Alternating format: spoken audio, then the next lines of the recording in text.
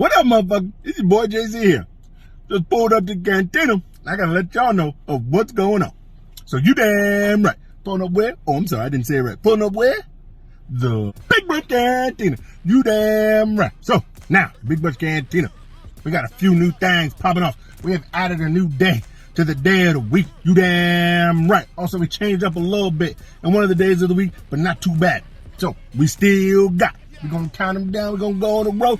Get this show on the damn road. You damn right. Here at the Big Brunch Cantina. You know what I'm talking about. But the plan B is always on me. Yeah, you damn right. So, don't forget, we got Morally Corrupt Monday for that trash you 138 charge of the Fudge Club and whatever. We still don't know if Piss Zank is a robot or whatever. I never hear him talk. I don't know. He still could be a robot. And we got Sarah Deuceness, the YouTube cracker. Who cares about that cracker? We ain't ready to celebrate him. But we doing something there. You know what we gonna do. Anyway, back at it again. Morally Corrupt Monday for JH, where the happy hour prices are $4 till you hit that damn dough. You damn right. Tuesday is still 2 for Tuesdays, but this now, it is for the two idiots who couldn't book their mama to win a match if they wanted to. That's right, the drunk dwarf dick and the great cynic 99. The 2 for Tuesdays is for them. We gonna have a special menu where it's buy one, get one free, because those two idiots couldn't do shit for me. Whew, still whoop that ass, last dollar me. That's right, put a logo right there, Troy. You know what to do. Now, Thursday.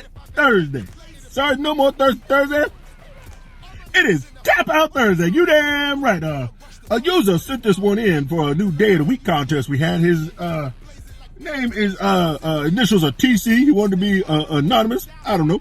Or maybe he works close with the company. I don't know who it is. He was like, Tap Out Thursday. Tap Out Thursday is a new special we having at the Big Brunch Cantina. You damn right. You come on the side on the club. You sign the waiver, you sign up for the pot, you put some money in, there is a fee, and you drink till your ass taps out. Now, if you're the last man standing, you win the purse, and you get 20% off your tab. All the others, we're going to close you a tab, call you an Uber, and put you in the gravy ass juice hall of shame. You damn right, because you tapped out like a bitch on Dynamite last week. Tapped out like a punk ass bitch. Apparently, if you keep getting opportunities, it's just an opportunity for you to lose. I don't know who could that be. The great Cynic 99, your ball gagger. Anyway, that's a new day of the week. Tap Out Thursday. You damn right. So come on down to that Big Brunch Cantina and celebrate the first ever Tap Out Thursday with us this week. You know that's right. You know that's right. We still got Fucking Up Fridays. Damn right. With the Fuck Club's in the building. We drinking, hanging out, being a great host that we are for you, the people. And then, you know what to do, because it's Saturday night. Take your ass in Man Greenfield's YouTube page. You damn right, and watch me, the champ, and the rest of the fucking love beat everybody's ass on Dynamite that week. And continue to bring this shit brand to prominence. Because that's what we do. We got Morally Corrupt Monday. We got 2 for Tuesdays with them two assholes. We got Tap Out Thursday where we call you gravy ass juice. We got Fucking Up Fridays. We got Dynamite Saturdays. And like we always do on Sunday Funday, when we get fucked up with the fans, eating some brunch, having some lunch, and y'all know what to do. You come in there, you get the brunch, you go around the side, you need the password, except for on Fucking Up Fridays. No passwords on Fucking Up Fridays. But you need the password. Senate Chaos is still a bitch. Don't care if he changed his name. You damn right. That's how we do it at the Big Brunch Cantina. And I always remember, crumb catches is $19.99. Damn right. Get you crumb catch in case you got to do something with a shorty in the bathroom and you don't want to be a douchebag blow all over her dress or something. Except on Friday, where they free on me, the champ. And because I had my first title defense, something the drunk dwarf dick couldn't do, and I did it successfully, chicken and waffles back on the menu all week. Buy one, get one free on the champ. That's right, the champ is bringing back chicken and waffles this week. It might be a restaurant staple, hood staple. So go there and get you some brunch, get you some lunch, come around the side, say the password, get in free, come any day of the week. You know we gonna celebrate here at the Big Brunch Cantina. You damn right. Where the plan B is on me. And all right, I gotta go. I'm going to the bar. From now on, you can count me Lazarus. From now on, you can count me Lazarus. From now on, you can count me Lazarus. From a dead man walk. Lazarus. From now on, you can count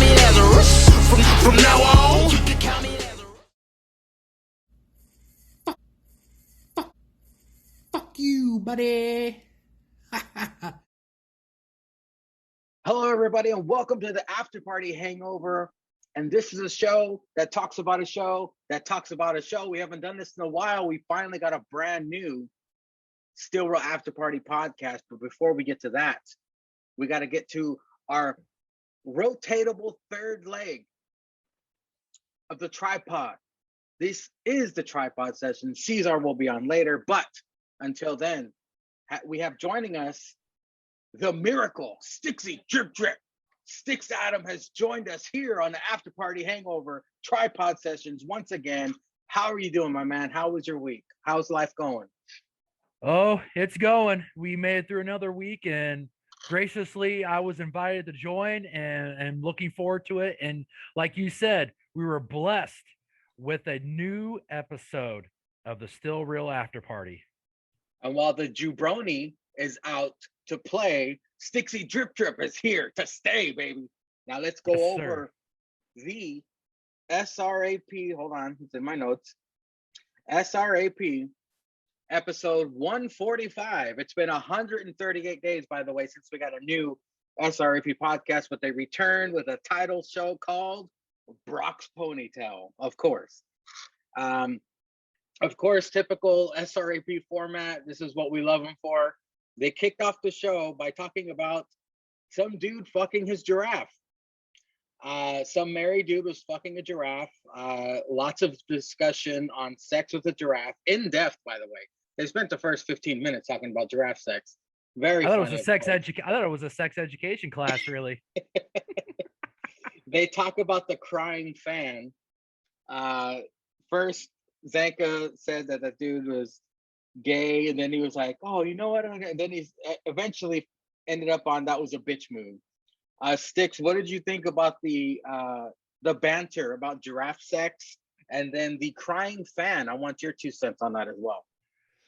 Well, it really is 2021 when you literally can find a story about a dude banging a giraffe, and I literally was in the same boat as the guys. It's like, you really haven't. I've never really seen in pictures a giraffe dick or a vagina. Mm-hmm. So it makes me kind of wonder. And I had the same feelings as Zanka did with the fan. You know, everybody from AEW is like, you know, you need to lay off this guy. CM Punk's been back for 7 years, but these are the same people that are free willing to jump on anything that WWE does and have always made fun of the guy. You know, that we had the picture of the guy when the Undertaker's streak ended, and the little kid with when the little kid got mad at Miz is just like, oh, so yeah, I had the same feelings as Zanka did with those.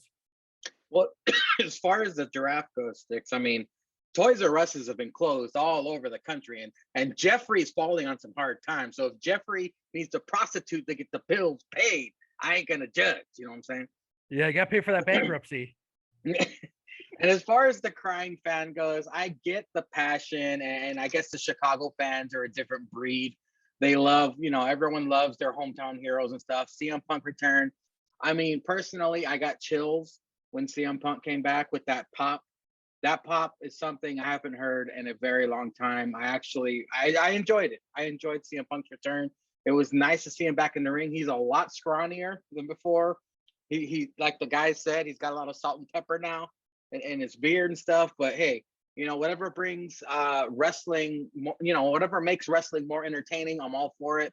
Of course, I'm not a diehard ATW fan, but I digress. Moving forward, they catch up on the WWE releases. There have been a lot. They said only a couple names were actually worth talking about. Bray Wyatt being one, Aleister being one. They didn't mention Andrade, but I think Andrade got released before the podcast stopped taping anyway. So that's probably why about that. They give their SummerSlam slice ratings. This is going to be a moment I call back to a lot, because they introduced a brand new character to the SRAP universe, and quite possibly the APPW universe, perhaps. This is Zanka on the opinion Jake asked. Hypothetically, if Raw goes to 4 hours, I would rather take a fucking homeless man's sleeping bag and just hit the bottom of it like an empty Dorito bag and eat all the fucking bum dust at the bottom than watch 4 hours of fucking Raw every week, to which the character Bum Dust is created. Remember this origin story. They will be calling back to this. This was very funny. I wrote all that down verbatim, what Zanka said. But Stix, what did you think of what Zanka said about the Bum Dust? And did you see Bum Dust debut on APPW? No, I have not had a chance to check out the new ABPW episode. I will. I generally kind of save those for Sundays, as my Sundays is like my day. I'm gonna throw it on the big screen. It's gonna have my full, undivided attention.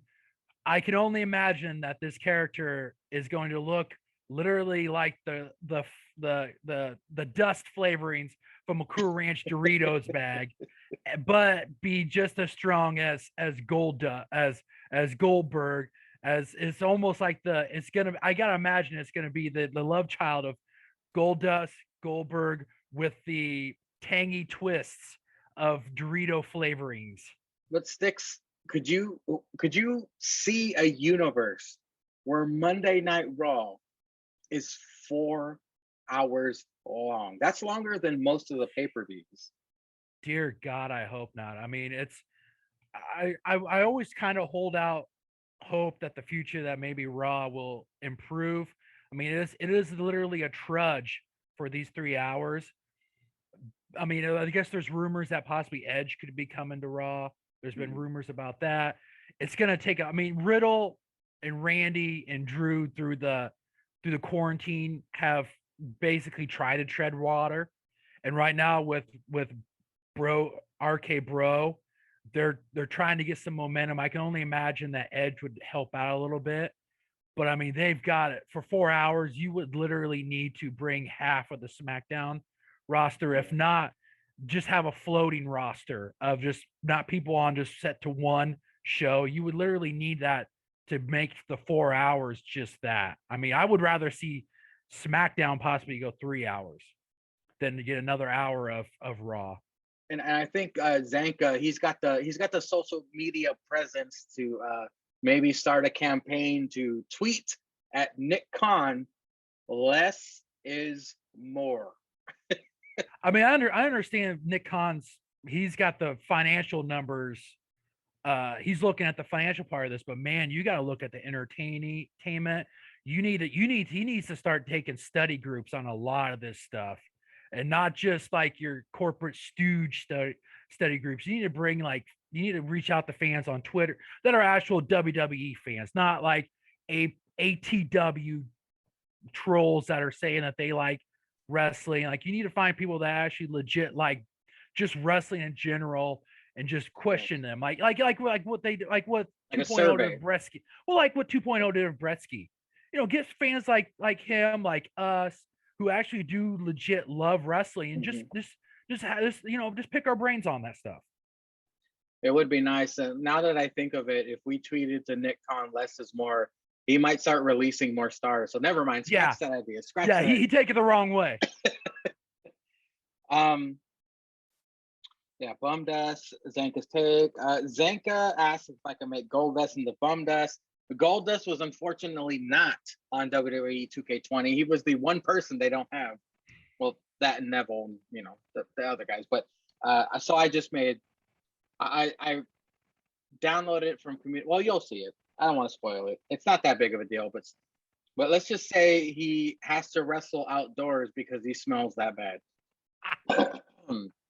The Suicide Squad is a great movie. John Cena is very funny in it. I hope Zanka does eventually see it because, yeah, King Shark with Sylvester Stallone, that was comedy gold right there.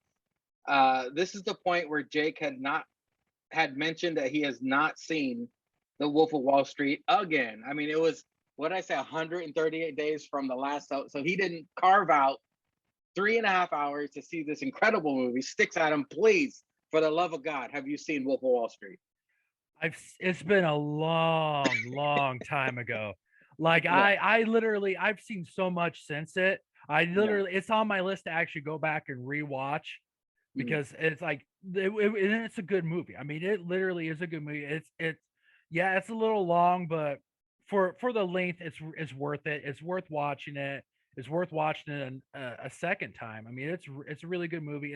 It's Leo, it's DiCaprio, it's Margot Robbie. I mean, you need. I mean, like the guy said, Margot Robbie dumps him out. So it's something you need to go watch. You get a fully naked Margot Robbie, Leo DiCaprio doing cocaine off her ass. Yeah. We get Roman Reigns' teeth, Jonah Hill, and of course Matthew McConaughey with the I mean, it's a great movie. I saw it in the theater when it first came out. It was very long. My right cheek was going numb, but I sat through the whole thing. Maybe one bathroom break. I had my soda, my popcorn. You want to talk long movies? How about those Lord of the Rings fucking movies? My ass fell asleep during those movies. But yeah, I made the mistake of watching those in the theater, and let me tell you what. Yep. If you finish your drink within the first hour and a half of it, it's a struggle to hold your bladder to make sure you don't miss anything. Well, I mean, if we're talking Lord of the Rings, there was a lot of slow pans and dramatic, scenery. So maybe during those scenes you could have ran and went to the bathroom, but no, we digress. Zanko references Dragunov versus Walter was so good that we all rooted for a Russian. He says the storytelling is so good, you're rooting for a Russian. Like, yes, hack our systems, dude. Which is also the LOL line of this episode. I already made the graphic for it. I'm going to post it after this is done. That made me laugh a lot. But I mean, we're going to talk about this more later, Stix. But what did you think? Did it blow your balls off? Did it surpass the first match that they had? What were your thoughts on that match, real quick? I don't know if it surpassed. It might have been up there with it. We had pretty good expectations going in that it wasn't going to be a soft match, and it wasn't. And it was probably, in my opinion, I think it was the match of the weekend. I mean, I think that was the clear cut match of the weekend, and there was a reason why. Like you guys had talked about, like we had all even talked about in the chat. There was a reason why you put NXT on Sunday instead of Saturday. Why you flipped them, and it was well worth it. And it was the match of the night, and it was the match of the weekend. Well, plus, I mean, you gotta think there were two different settings for those matches. The first one was during the pandemic when the aesthetics, the sound was louder because the building was empty, basically. Yeah. And you got to take in the full, like, oh my God, like it was all your reaction to the match. Whereas the takeover match, we had the crowd, it was a different setting. It was still good, but if you ask me, I would say they were equal in my opinion. Yeah, I thought it was even footing. I thought it was. I'm pretty sure Ceizar and I and Bretsky, I don't know about you, but you said it was the match of the weekend. Yeah, definite beer cheese from the tripod for sure. Oh yeah, I guarantee that. They were talking about Jinder's goons, and Zanka said it's basically the Bollywood boys if they fucked giraffes and then had kids. Zanka was just on this giraffe kick like the whole episode, but that was funny. That was another possible LOL line of the episode. Zanka wants to munch Nikki Ash's butt. Okay, let's stop there. Stix, what did you think? Do you like the Bollywood? I mean, the Bollywood. Do you like, well, I think Ceizar calls them the authors of trash, like 2.0, Jinder's goons. What do you think of Jinder and his whole stable and as a whole? I've always had the opinion of like when you have heels and like even like your chicken shit heels, like your mastermind heels. I always figured they needed at least one or two like lackeys. So I mean, the Bollywood boys hopped up on HGH and coming from the giraffe vagina that we don't see in pictures. I think it fits him perfect, and I think they're good for him because it'll only be a matter of time before they become like comedy. Like you start getting some comedy shit from those two guys. I got an opinion on Nikki Ash, and there's not many people that watch this, so I can say whatever the fuck I want. Nobody's gonna throw me under the bus, but I gotta say, Nikki Ash. I think Zanka likes Nikki Ash because she's attainable. She's not a 10, is what I'm trying to say. Nikki Ash, like I said, she looks like Meg from Family Guy. Mm-hmm. She takes off the mask, it's Meg. Mm-hmm. And I understand what he's saying about the outfit because she always gets wedgies all the time and he wants to munch her butt. Nikki Ash is a hard 4. And about the ass eating, she looks like the kind of chick that would have a extremely hairy brown eye. I'm just predicting. I mean, she's not even from America. She's a foreigner. So foreigners got to be hairy. They got to be hairy. I mean, she ain't Asian, so you know she's rocking the front and the back bush. Yeah. But Stixadam, what are your thoughts on Nikki Ash and her appearance? Or would you munch her butt, perhaps? That's going to be a hard no on that one. I'm going to pass. I'm going to hard pass on that one. I can't fault it because she's gotten more TV and mic time than she's had probably throughout her whole career. I've always thought she was a very underutilized wrestler, very underutilized. I'm talking character. looks. I'm just talking looks. Oh, yeah. Looks. Oh God. I mean,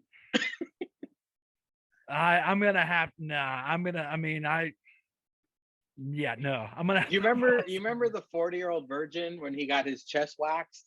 Yeah. If she does that to her ass, then I will attempt to munch. But until that date. If that's a network exclusive of her going and getting that done, I will jump in line to munch that. I mean, if they videotape it that she gets that done, then yeah, I'll be in line. I completely agree with you. Nikki Ash is very talented in the ring. Her Sanity run was great. She was crazy. It's like, I want to play Becky. I'll play with you, Becky. That was all great shit. But since then, it's been, maybe Nick Khan thought of this. I don't know. Maybe she actually wanted to do this. I have no idea. But this superhero gimmick, she's a little Eugene-ish. I'm not going to fault her for it. Let's see where this goes. But yeah, not a fan of the name. I'm being picky. I'm being a picky wrestling fan. That's all. But you know, other than that, she's got the talent. Yeah, I totally agree. With you on that. Up next. Zanka gave the Goldberg match from SummerSlam a full pie because Bobby murdered Goldberg. And he says it was Lashley POV. He says it was like watching me fuck a hot chick on porn, except way better, just brutalizing the elderly. Zanka gives Goldberg and Lashley a whole pie. Zanka also convinces Jake to give Goldberg and Lashley a full pie, but in reality, Zanka wants to give it 16 slices because Goldberg attacked a minor. Stix, what did you think about the Goldberg-Lashley match? I was kind of middle of the road on it, but the more I listened to Zanka basically talk about how it was just a brutality POV of what all of us besides Andy would want out of a Goldberg match. Yeah. He swung my vote. I was like, yeah, he basically beat the crap out of Goldberg. We got it from the first person point of view, and then his kid decided to try to be, a sidekick, and he got what was coming to him too. And I was like, hey, you know what? I kind of agree with the guys on this. I kind of agree with them on it. You see, this is why Zanka's the people's host, because I too had it at like a 4.5, maybe a 5 slice match. But Zanka preaching made me see clearly. And I was like, you know what, Zanka? Son of a bitch, I'm in. Yep. You got me in. That was some good shit. Ponytail Brock gets 8 slices for existing. Zanka saw the ponytail on Brock and said, yeah, that's why he fucked Sable. Hashtag, that's later. Sticks, what did you think of Ponytail Brock debuting in SummerSlam? I swear, if this is the Brock Lesnar we get from here on out, I am in. I will be a Brock Lesnar guy. And just him coming in, just straight off fucking the ranch in Canada, coming in with the dad jeans, the fucking ponytail, the Viking conquering beard, the just basically coming out of just giving Sable what she wants, giving Sable the fucking The of her D5. life. She got the D5. Yeah, she got the D5 on all the holes that he could get into. It's just it was awesome. I mean, we had been teased with we had the releasings when they released Brock. Yeah. Didn't know what he was doing. We were all kind of like, Brock ain't gonna go to AEW. He's a WWE guy. But the more we didn't hear anything, the more rumors that were coming out. It's like, shit. Would AEW literally back up the truck to bring Brock Lesnar in just for the name? And then we get towards the end, Roman's taking it all in. He just won. He just vanquished the almighty John Cena. And then, like Zinka said, you heard the music, and like fucking Pat said, the alpha of all humans is here. Brock Lesnar is in WWE, and him smiling Brock Lesnar, happy Brock Lesnar, I think is more freaking scary than just any Brock Lesnar we've ever seen. Were you disappointed like me on SmackDown when he didn't come out? Yeah. I was kind of hoping we're gonna, because with the way they were teasing with all the stuff backstage, it was like, we got to get this, and we didn't get it. I guarantee you SmackDown's ratings are going to be through the roof because everybody thought like we did. Brock's going to show up at the end. Brock's going to come out and beat the shit out of Roman, but they might be saving that for next week if Finn Balor does take on Roman for the championship. But yeah, bring on Ponytail Brock. If it brings the SRAP back from the dead, keep them coming. Keep them coming. Of course, we get Big Carpe himself with the hashtag of Facebook. He says, hashtag you ain't ever gonna frown if you vote white and brown. Zenka Carpe 2024. Thank you, Ceizar. That was a great hashtag. This is where Zenka drops his racist joke. I'm not going to repeat it, but you guys can go and listen to it yourself. Hopefully it's Ceizar approved. I don't know. We'll find out his opinion when he jumps on here. The guys surprisingly choose the R-Truth Flavor of Love dating show instead of Omos hurling old people into traffic on my Facebook question. And I appreciated Facebook Sean's story of the Steel Real guys breaking me out of prison. Sticks, do you have thoughts on the Facebook question segment of the SRAP? It was good. I agree with the boys. The R-Truth Flavor of Love idea is the only idea that you got to go with, because I mean, literally R-Truth, you could give R-Truth just a sketch improv show and it's going to be a top 5 show every week for the next year, 2 years. The guy is, I mean, he literally is carrying backstage segment. I mean, he's literally the reason why the 24/7 championship is still garnering attention. Well, I do, if I may, I do agree with the guy's decision. I do. It would be phenomenal. I came up with the shit, so I agree. But if I may come to the defense of the Almost show, they said there's only so many times you can hurl people into traffic before it gets boring. Listen, you got to think on a bigger picture here. You got to think, how many Walgreens are there in America? Plus, he doesn't just got to hurl them into traffic on the street. He can push them off a bridge. They can land on the freeway. He can push them into school zones. Like, there's all kinds of options. You got to get creative with it, see? And plus, I thought, Zenka has a blood feud with the elderly Walgreens customers. So I thought for sure he was going to choose that, but it's okay. R-Truth dating show, Flavor of Love, that'd be incredible. That would be awesome. He'd have nicknames for everybody. He could pin the chicks for the 24/7 title. It's all kind of the shenanigans we could look forward to. But Zanka says Morrison is like Danzig on Aqua Teen Hunger Force, which I'm pretty sure perked up JH's ears. This was during the Instagram questions. Jake's joke of the week was terrible, very offensive to janitors. I will not repeat it. Jake picks Sad Sack Sundays for the Big Brunch Cantina, and Zanka picks Munchin Meat Mondays. All you do is eat ass. Zanka says serendipitous sounds like a fairy and is not a good word. Jake is going to take Plan B oatmeal. This was all during Ceizar's question on Instagram. Scarlett will be screaming fall and pray while pegging Jake.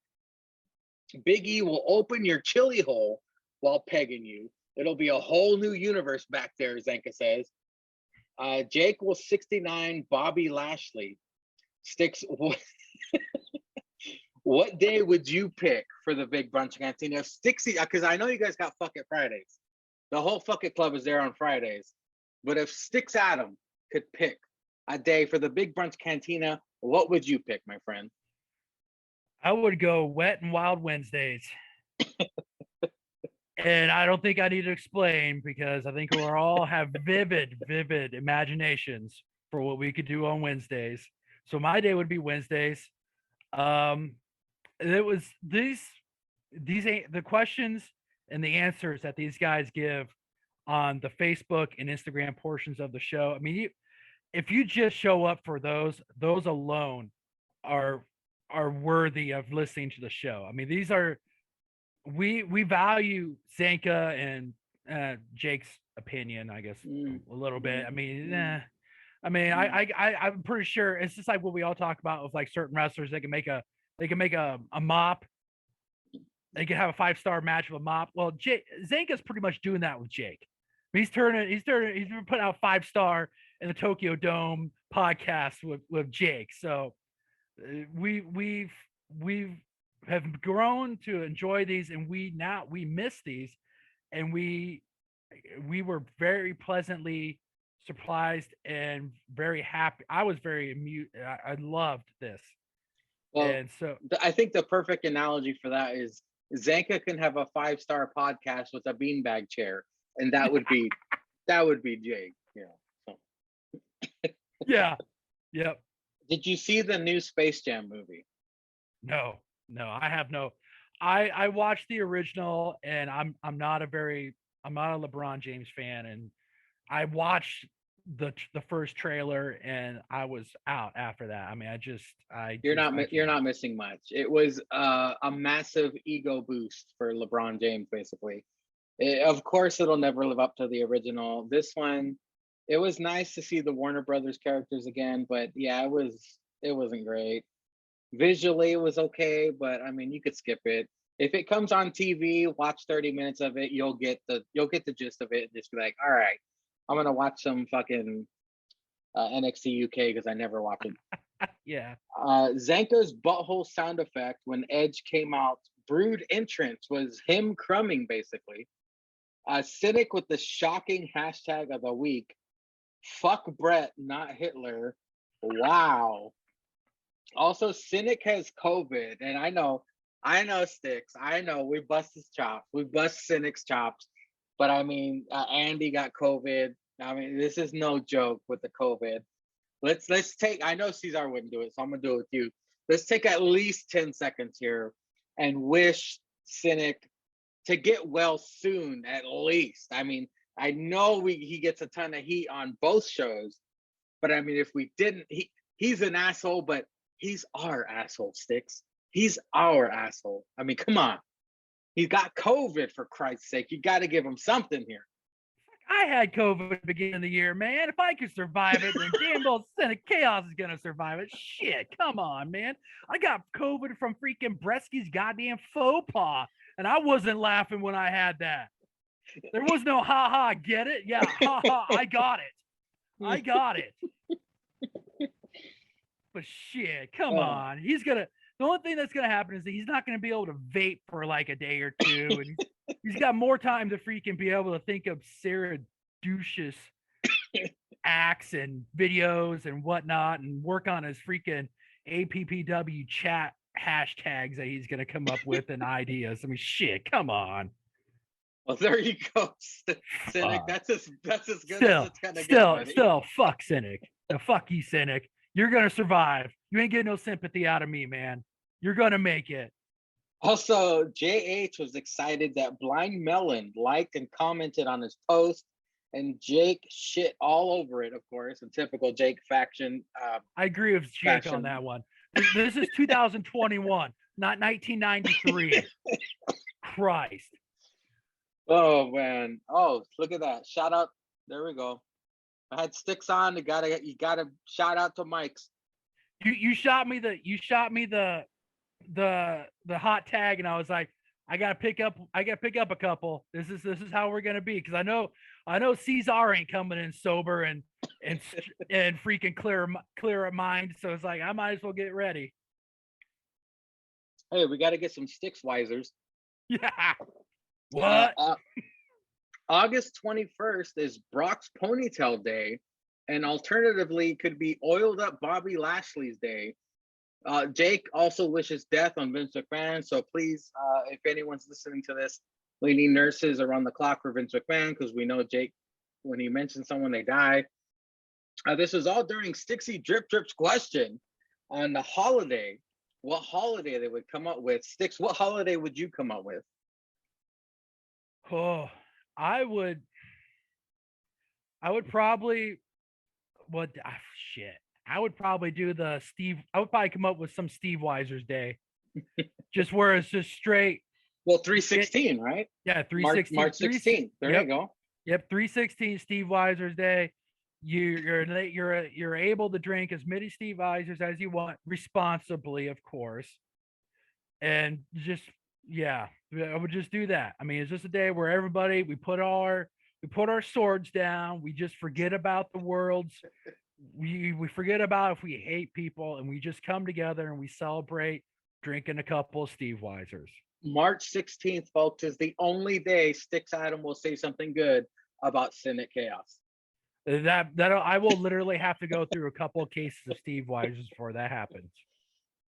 Zanka would suck dragon dick to breathe fire. Thanks, Andy, for that one.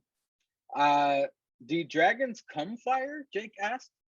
Demi Lovato is frumpy and Zanka would fuck her. Also, she looks like a spoon. Sticks, thoughts on the dragon fire fellatio question.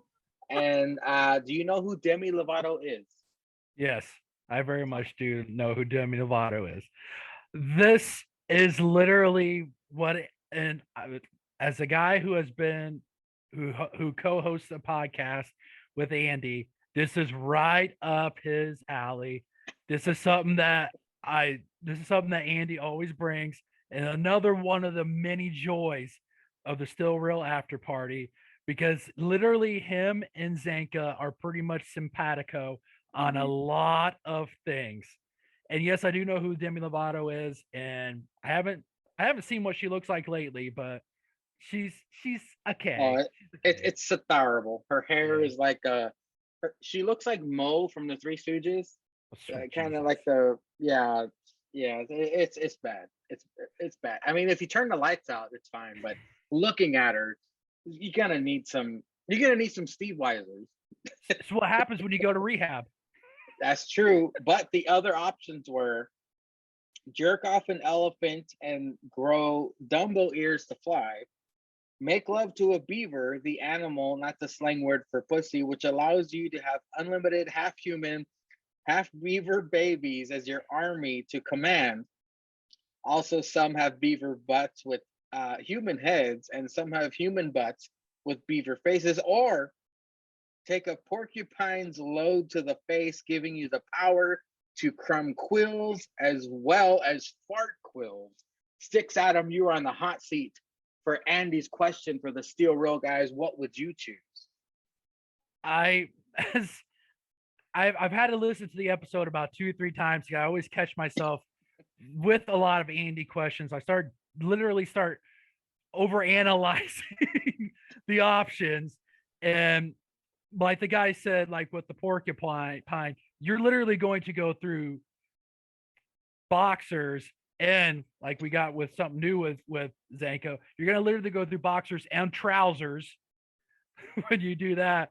So I went with Zanko on that with the dragon. Though, if you think about it, if there's somebody you don't like and you fart out a quill to attack them, what are they going to tell the police? What are they going to tell them? Oh, this guy, he shot a quill out his asshole and it hit me in my back. Arrest him. They're going to be like, you're crazy. Get the butterfly net and get him, throw him in the mental ward. This episode talked about a guy jerking off a giraffe. It's literally everything and anything that you can think of is happening in 2021. Oh, man. Good times on the Still Roll After Party podcast. They were sorely missed. I hope they do return for the Extreme Rules pay-per-view. But Stix, it is now time to do my least favorite part of the week. It's time to talk about. Hold on 1 second. I should have did this ahead of time. It's time to talk about everybody's favorite organization that Twitter loves to praise constantly. It's time to talk about ATW. We kick it off with Dynamite. It's Wednesday night, and you know what that means. Actually, it's time for Dyna Abortion. Orange Cassidy versus Matt Hardy. Bretsky chose a great week to move out and miss this garbage. Orange Cassidy does his kick gimmicks while Hardy does the delete thing. Then Matt steals the hands and pockets stick, but pulls out wads of $100 bills. I think they were real too. Orange Cassidy pockets one of the hundreds. Matt eventually picks them all back up. He even gets the money out of Orange Cassidy's pocket to get money back. Orange Cassidy dives onto Matt Hardy and lands on Hardy's face, busting his nose open. Hands in pockets, swanton to Hardy. Then he mocks the delete.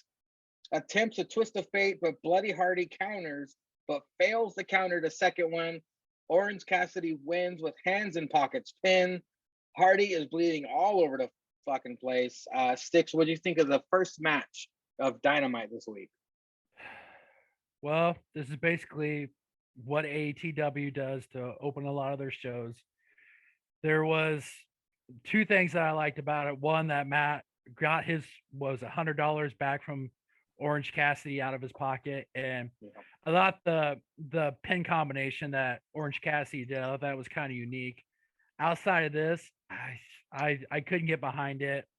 I thought it was something that probably should have been on Dark or Dark Elevation. I thought they could have done a lot better opening matches than this one.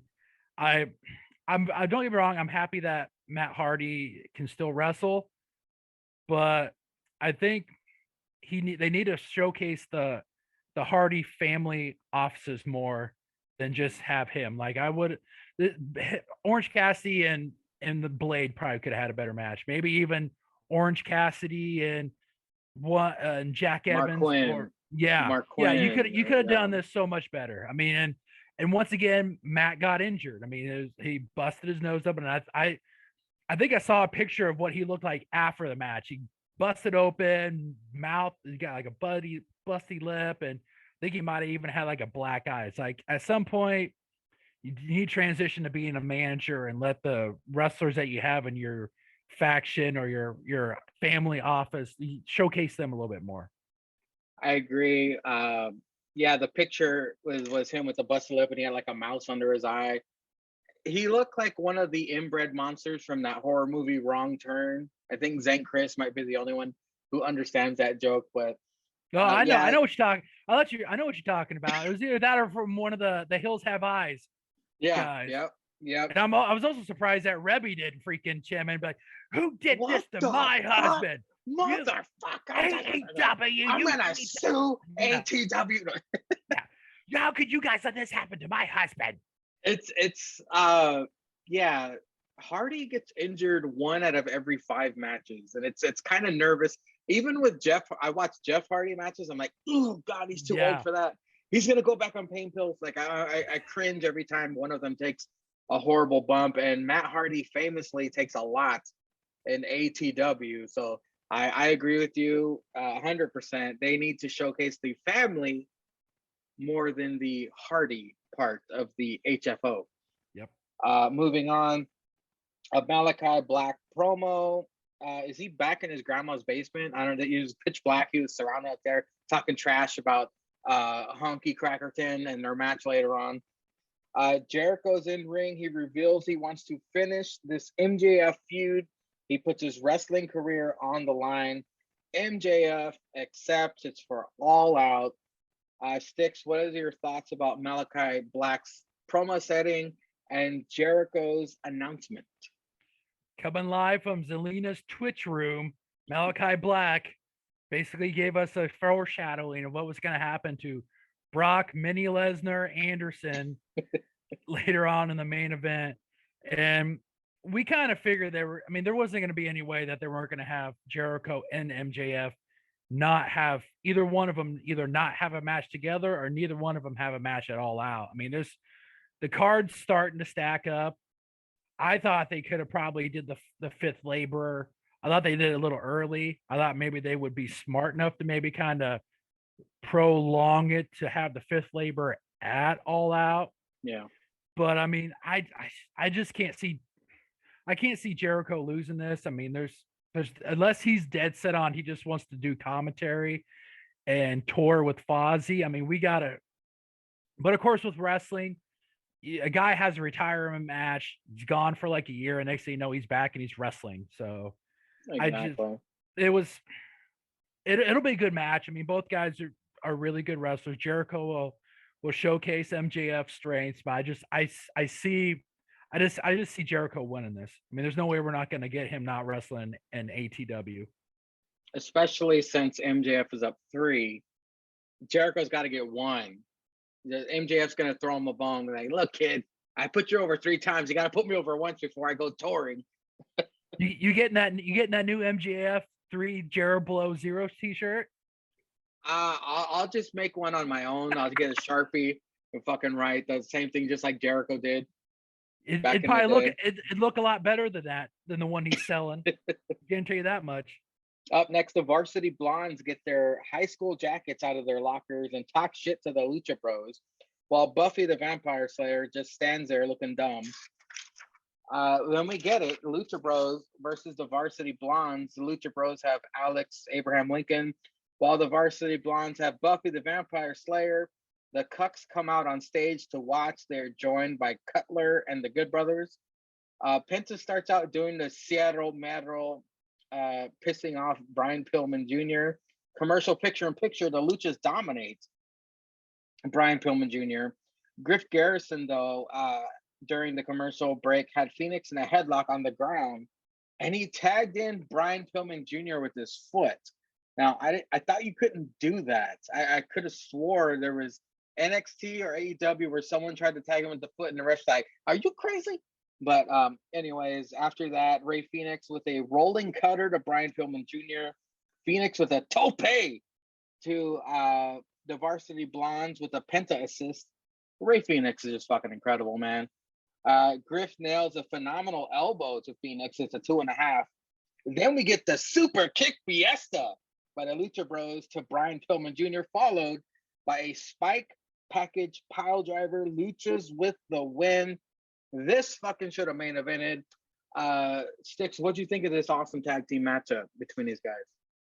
I had the same thoughts that what you just said. This should have been the main event. I always keep questioning myself, how have the Lucha Brothers not been AEW tag team champions? There are many things that are criminally horrible overlooked in ATW, and this is one of them. This is something that was very good. They put some shine on a up-and-coming tag team and the Varsity Blondes, but you still were able to get over a tag team that should be tag team champions and should be wrestling for the ATW tag team championships. This match was phenomenal. Ray Phoenix and Penta are a well-oiled machine. Both guys are tag team champions, and both guys are and should be individual champions. This match was very good, and was more deserving of where it was on the card. And I don't want to toot my own horn here, Sticks, but you're going to. The Lucha Brothers were APPW tag team champions before AEW tag team champions. Okay.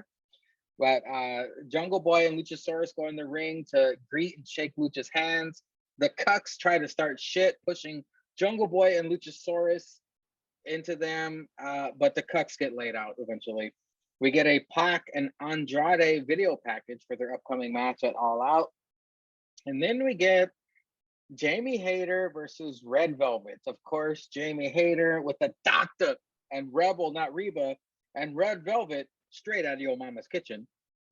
Jamie's ass looking nice in this matchup. JR mentions she leaned up. Of course, JR. Of course, you got to mention that. Red Velvet with 2 suicide dives to Jamie, and they both landed hard. That was pretty impressive. Tony throws it to commercial too soon. The commentators just stay silent for a good 10 Mississippi while Red Velvet ate some steel posts. Then we finally get the commercial picture-in-picture. Jamie fucking threw Red Velvet onto the barricade off the stage, and she put some stank on it. Red Velvet nailed that fucking barricade. I was like, oh shit. These bitches fighting each other like they're best friends or just actually hate each other. Lots of great ass shots. The Discoloration Nation was on full alert. God bless whoever made Jamie's gear, and give the cameraman a raise, please. The cheeks were out at night on Wednesday night. It was nice. And then the botch of the week. Holy shit, Red Velvet missed a standing moonsault completely. Jamie wins with the lariat, but I mean, following this match, you go on Twitter, there's all kinds of funny shit. People were dumping all over Red Velvet. And Botchamania, is all over this shit. It was funny. They attack Red Velvet after the match. Chris Statlander for the save. What were your thoughts on this women's matchup? I'm glad that Jamie Hayter is all elite. I was a fan of her when she had her first debut, and have continued to. I would say I followed her on Twitter. Haven't followed her like watching matches since she went back overseas. I'm glad that she's back. She is a very up and coming talented wrestler. Glad that they got her with the Good Doctor as the literal muscle. It's nice to see that ATW is gonna kind of getting some of this flack that they like to give WWE with the Red Velvet. Holy shit, who were you trying to freaking hit with that move besides the freaking ring with that botch? I mean, there's no way you can cover that up. And outside of that, it was a good match outside of that huge botch at the end. And hopefully this is the first of many more Jamie Hayter matches. And it's good that they were able to get her and the Good Doctor on TV. And it was a nice women's match that we had on ATW Wednesday night. And I like how, I don't know if you noticed this, the fans completely turned when she missed that move. Go back and listen to it, because I listened to it twice. The fans were like, oh, and I think some people actually started chanting CM Punk. I might be hallucinating, but I could have sworn I heard the crowd go, CM Punk. Hey, this is one thing that ATW hasn't had happen yet, and as wrestling fans ourselves, we know it's going to happen. If the fans are going to turn on certain people and possibly on the organization, and it's going to be, what are you going to do when that happens? Very unpopular opinion, only by me.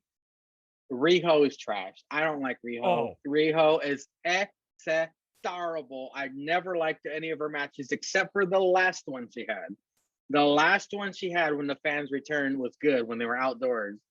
But other than that, I think Riho's trash. She is botching all over the fucking place, but I digress. Because she fought Nyla Rose the whole time. So it's like, come on. She debuted. She was the one that debuted the Pinky Ring Championship. That title was literally made for her. I mean, I think the only reason why she was champion was because she she's got some association with Kenny. I think when there was intergender matches over in Japan, I think she was his tag partner. That's literally the only reason why. He She's hit not that. she's not that great of a wrestler. He She hit really that. isn't.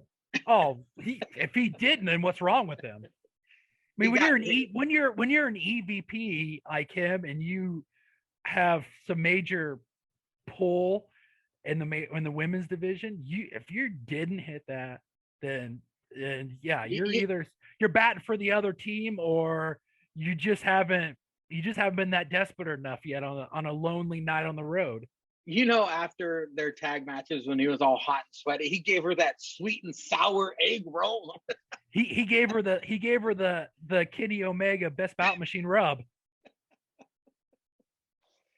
Oh fuck, AEW. Oh, Trouble in Paradise for the Dark Order.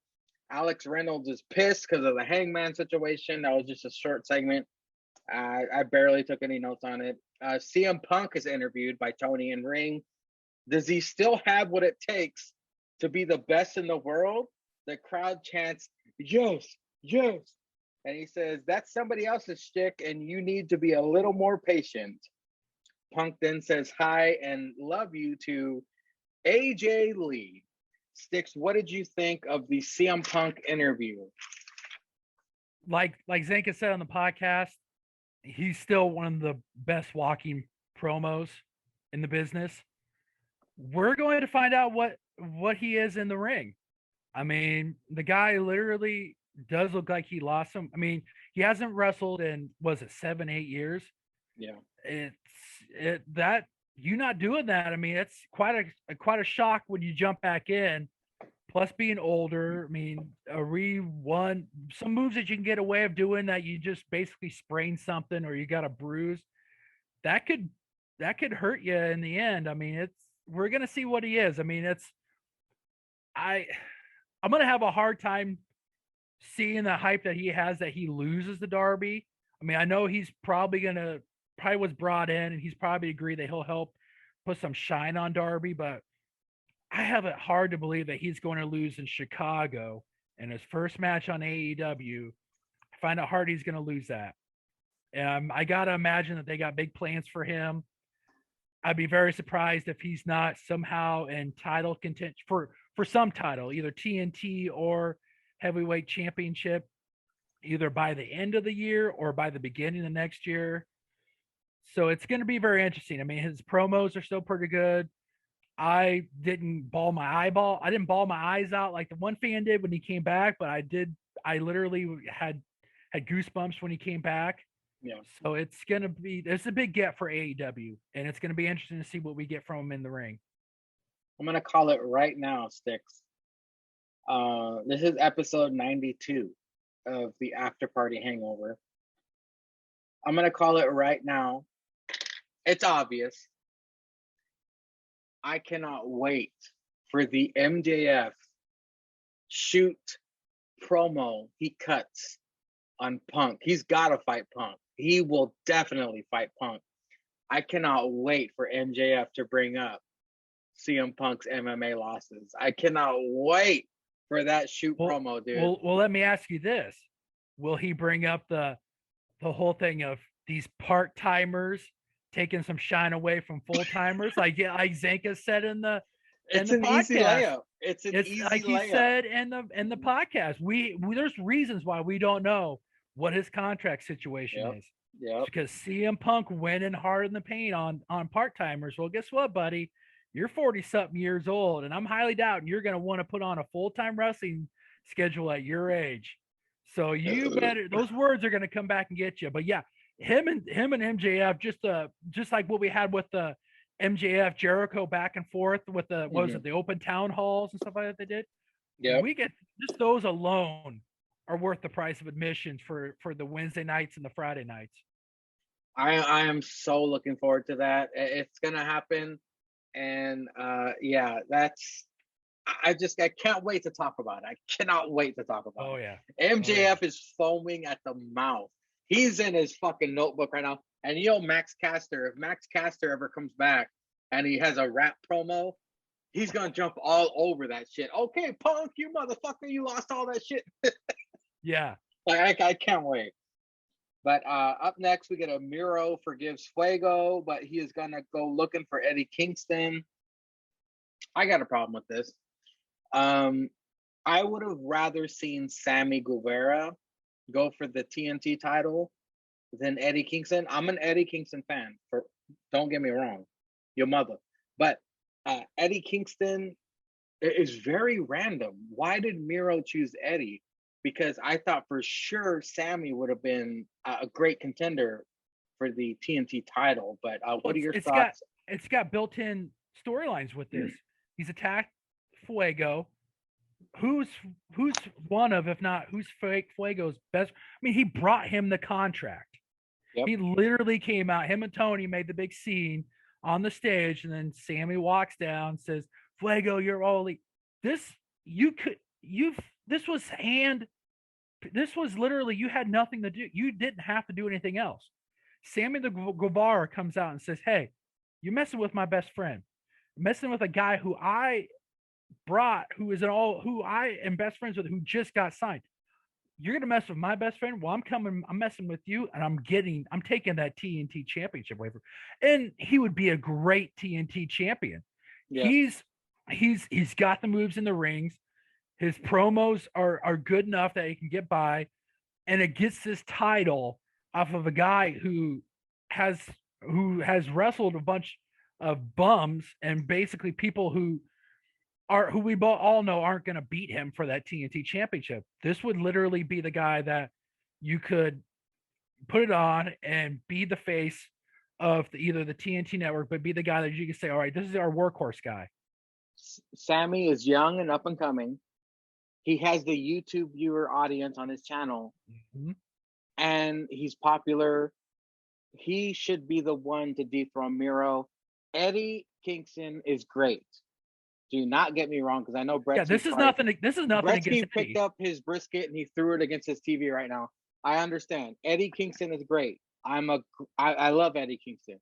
I just prefer Sammy Guava Juice over Eddie to take the title from Miro, if it's even going to happen. Because if Miro just squashes Eddie at All Out, it's a waste. I really think Sammy should have been the one. But Stix, I digress. We have the man himself. We have, that's right, the current, reigning, defending APPW champion of the Fuck It Club. He is Julius _Ceizar. Welcome back to the tripod, my brother. How are you, and how was your week? Week was long. Week was strong. Got a promotion at work that starts tomorrow. Ooh. So always glad on that. More money, more bonuses, more dollars in your boy's pocket.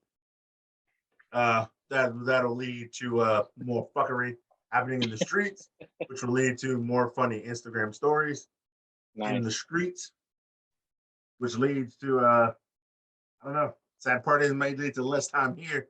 I might need that Saturday night back. Might need that Saturday night. Oh no! Hey, maybe one night a month. Your boy might have to experience a hot Saturday night with some thoughts in the streets, just to give you them stories, just to come back here when I get them questions from people like Sticky Drip Drip, like, tell me your funny story in the street. Well, the other Saturday, Sticky Drip Drip, let me tell you about it. So yeah, just saying. But I'll always be here for y'all. Well, let's all appreciate the time that Big Carpe has for us. Ceizar, you joined us at the end of this week's Dyna abortion. We have Darby. Yes. Well, it's not the very end. Hold on. It's the trios match. It's Darby, Mox, and Eddie, your mother, versus the Wingmen, who did not get an entrance, by the way. The disrespect. A lot of people, sorry to say, Minger, a lot of people got disrespected this week. Oh, yeah. QT Marshall and his punk ass got disrespected. The Wingman got disrespected. Oh, but wait. Are we waiting for punishment until before NXT? We're waiting. We're Okay, waiting. so anyway, We're waiting. people got disrespected a lot this week. QT Marshall, I guess you covered that. We are no, that's coming up. Sorry. We're on the trios tag, the no entrance wingman with Hollywood hunk, Ryan Nemeth, JD Drake, and Ceizar. No. His cracking name is Ceizar. Ceizar Baroni. It ain't Ceizar. It's like Ceizar Baroni. The disrespect of you putting that fuck shit on. Don't put no Z in that cracker's name. Yeah. He's like, hey, I didn't name him. I didn't name him. I didn't name him. He's like that cracker in Rome. I got stabbed in the back 15 times by some douchebags because he didn't give up the power. See me, I'd have turned around on them fuckers and been like, with a sword, and be like, come get some bitches. I'm Ceizar. Hold on, you didn't let me finish. You didn't let me finish. His name is Ceizar Baloney. Okay, Ceizar Baloney, JD Drake, and Hollywood hunk Ryan Nemeth. Wants to make videos about cream on BTE. So you know he's a fruit I haven't movie. seen it. I haven't seen BTE in a long time. This is a long. I watched the last 3 BTEs. He has a segment where he just likes shooting cream videos. Just cream. I don't know what it is, and his assistant is named Milk or some shit. Take it as you will. Take it as you will. Wow. Yeah. Well, but I will say BTE's been funny lately because they follow Kenny and Bucks during the matches as well because Brandon Cutler's out there. Yeah. And that's only the funny part because like when they're sitting at the top of the ramp, Brandon Cutler be like, look at these bitches wrestling. And the Bucks are like, yeah, Jungle Boy, Luchasaurus. Who cares? Damn, Private Party looks good. So they hype the heels and they hate the faces. And you'll literally see Brandon Cutler spraying the spray on them during matches. He's like, yeah, Matt, great tag. Come on, let me get you the spray. Let me get you the spray. Do they still defend the BTE title? No, I have not seen that being defended in the last 3 weeks. I watched. I don't even know who has it. I watched the new one. This last one was the first one I've watched in quite a while, and fucking Carl Anderson coming out. Oh, I'm good. I just busted the nut. Post nut clarity. Post nut clarity. Let's go, boys. Yeah. Let's go. I'm good to go. Carl Anderson comes out to the ring like, I just kidded, so I'm good to go. And yeah, Doc Gallows will be like, yeah, I just jerked off 10 minutes ago. Let's go fight these bitches. Like, it's basically about them a lot now, and it is funnier because Kenny, and they always buy shoes, and they're always hating the base. Like, Kenny's famous line is, you know what's going to happen? Another boring dynamite. He says it all the time. How dare you? Sorry. He said dynamite. He says dynamite, and then when his rampage, he's like, another boring rampage. And then they just buy shoes. It's literally about them again, and it's kind of douchey funny. All their entertainment is getting out them on BTE. And then they're serious in the ring. Bought my Yeezys. I got these Yeezys. These look sweet. Ah! Yeah. They're like, no, Kenny, we buy Nikes. Yeah. No, I got the Yeezys. You buy the Nikes, I got the Yeezys. Well, the match starts. JD Drake looking like Thank Chris of the Fudget Club. Ziggler Jr. doing some gay thrusts to Eddie Kingston, your mother, and pays for it. Commercial picture-in-picture, Mox lays down, inviting Ceizar to come pin him. Mox then murders all of them. Ceizar eventually stops him, and Mox getting beat down in corner away from his team. Mox gets the hot tag to Eddie. Mox then chomps down on Thank Chris's ears while he was trying to climb the turnbuckle. Darby wins with the coffin drop to Thank Chris. And then Danny Garcia attacks Darby, prolonging that feud. Julius Ceizar. Yeah, what up? What was your thoughts on this 6-man tag, if you remember it? When they posted it, I knew I was getting on TikTok during this match because I didn't need to watch it. Because I knew who you didn't see win. Thank Chris? Thank Chris was in the match. Come on now. Who? Who? I don't know who that is. No, I watched it for about 5 minutes. And I got on the old TikTok, watching some fat ass bitch shake her ass in the camera. I knew Mox and Kenny and Darby were going to That's win. the Ceizar I know. Yeah, I knew Mox, Kenny, and I knew their faces were going to win. And Sting's dumbass was going to be ringside looking geriatric. And yeah, the wingmen are just there. They're the job squad. The wingmen is the new job squad. They come out. They can be a trio. They can be a quad. They can be a one. They can be a two. They can be a six. I don't give a fuck. They're always going to lose. They lost, as they do. And yeah, lately with this 3-man squad of Mox, Kenny, and Eddie, your mother.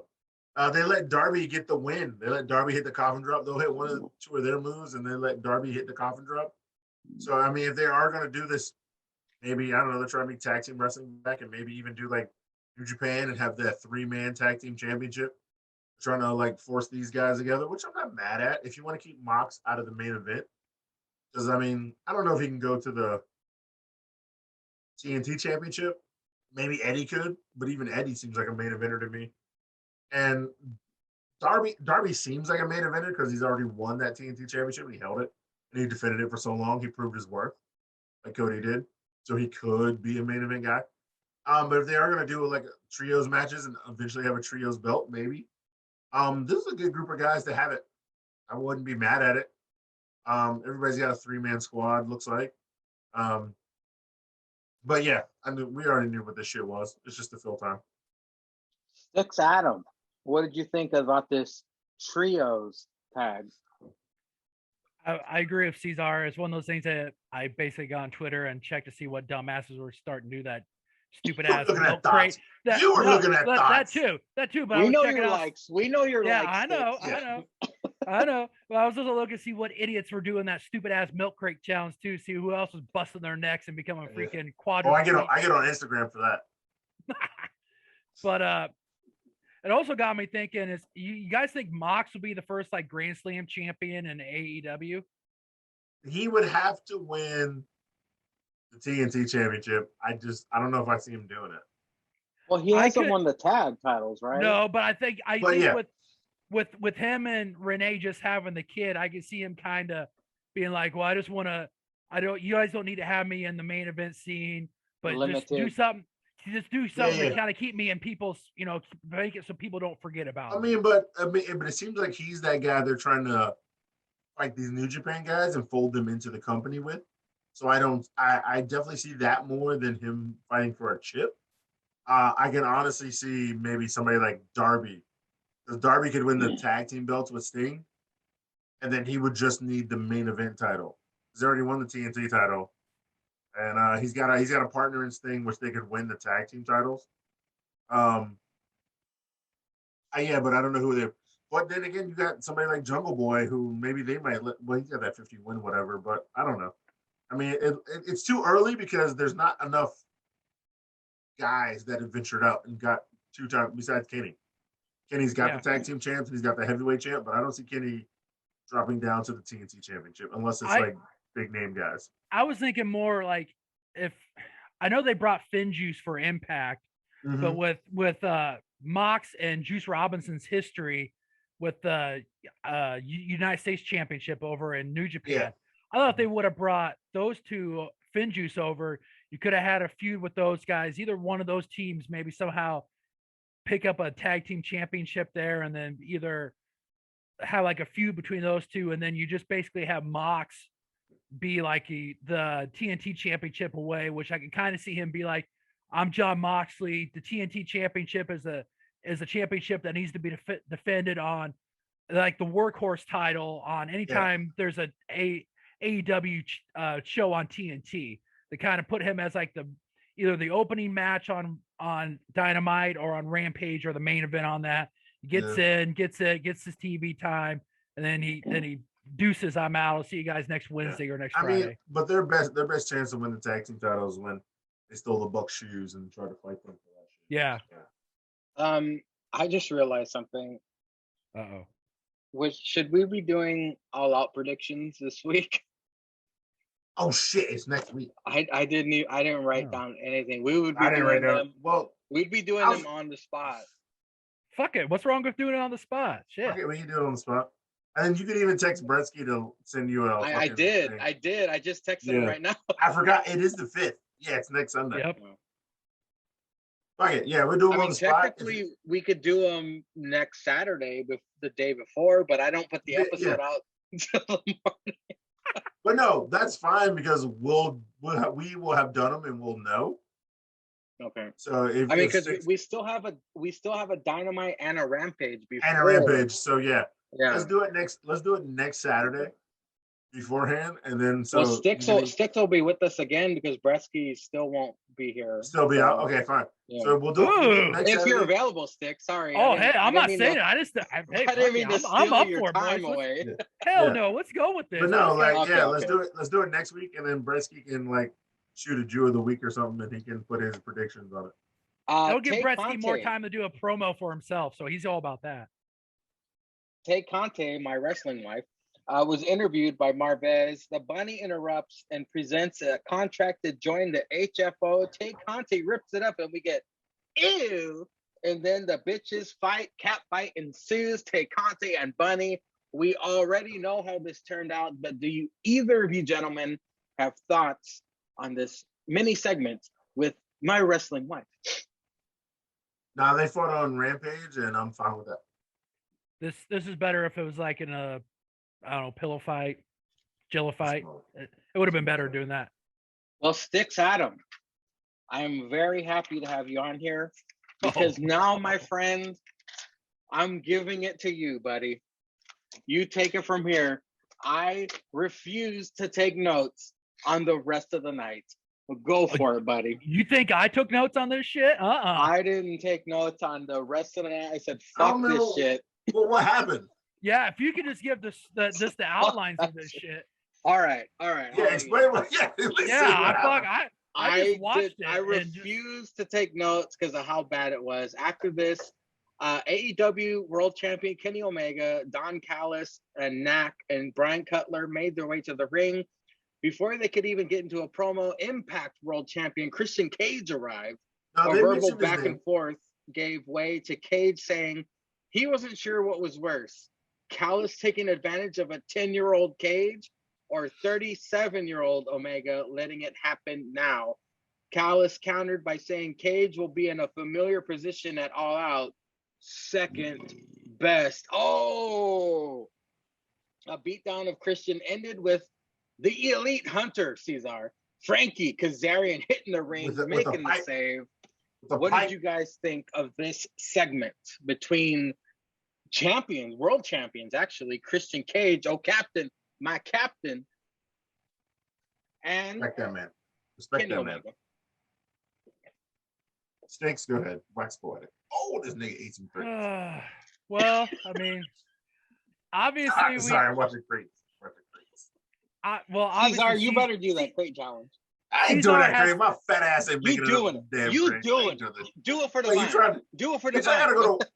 I gotta go to work. I ain't fucking eating no crates. Fuck out of here. This niggas is crazy.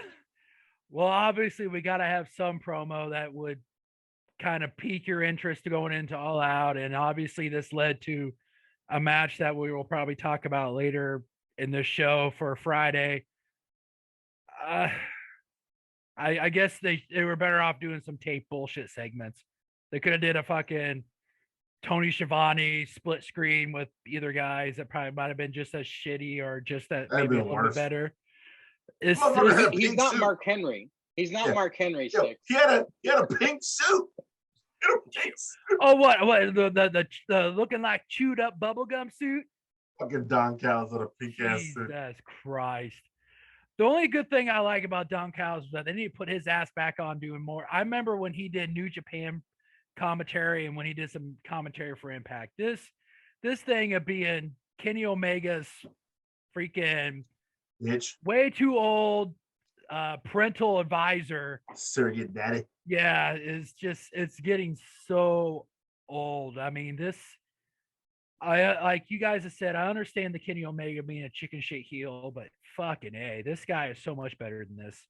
I mean, for fuck's sakes, this guy is a fucking wrestling bout machine, and we're getting this bullshit. But I think you have to think of it as This is not New Japan Kenny. This is American Kenny. Like New Japan, people. Isn't he Canadian? New Japan Kenny is only the heel because he's American. Now he's on the show with a bunch of Canadian American. He's North American.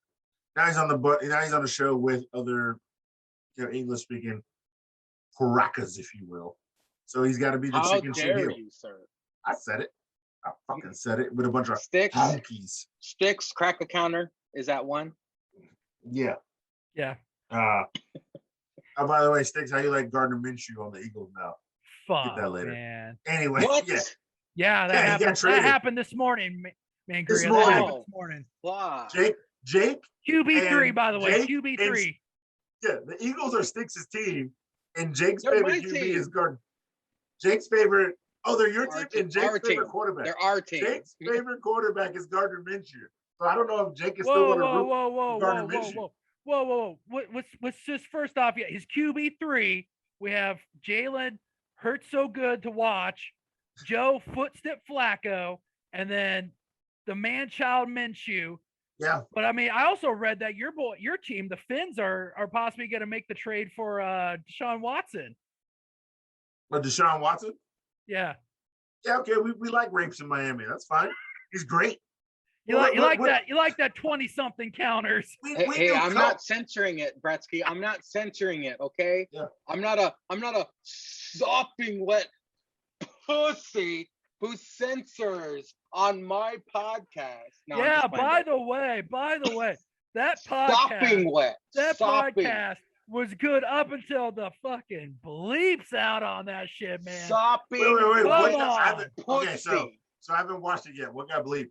I know one word that got bleeped. Rape, retard, got bleeped. Rape and retard. Rape? Did I say rape? Zanka. Of course Zanka said rape. Come on, okay. Ceizar. Ceizar, come on. Look, I can't remember half that night. Yeah, I knew that. As soon as you got on, I started hearing you talk. I was like, Ceizar ain't going to wake up. Later. I know I dropped the N-bomb. Oh, yeah. That one. Yeah, that got bleeped too. Okay. Well, okay, hang on. Let's finish. Anyway, let's finish Dino abortion. We'd rather talk about other things than that. I said at the top of this episode, Ceizar, that Bretsky picked the perfect week to skip watching Dino abortion because of the Orange Cassidy segment in the beginning, and the next one, the Gun Club versus the Factory. Trios, and another disrespect.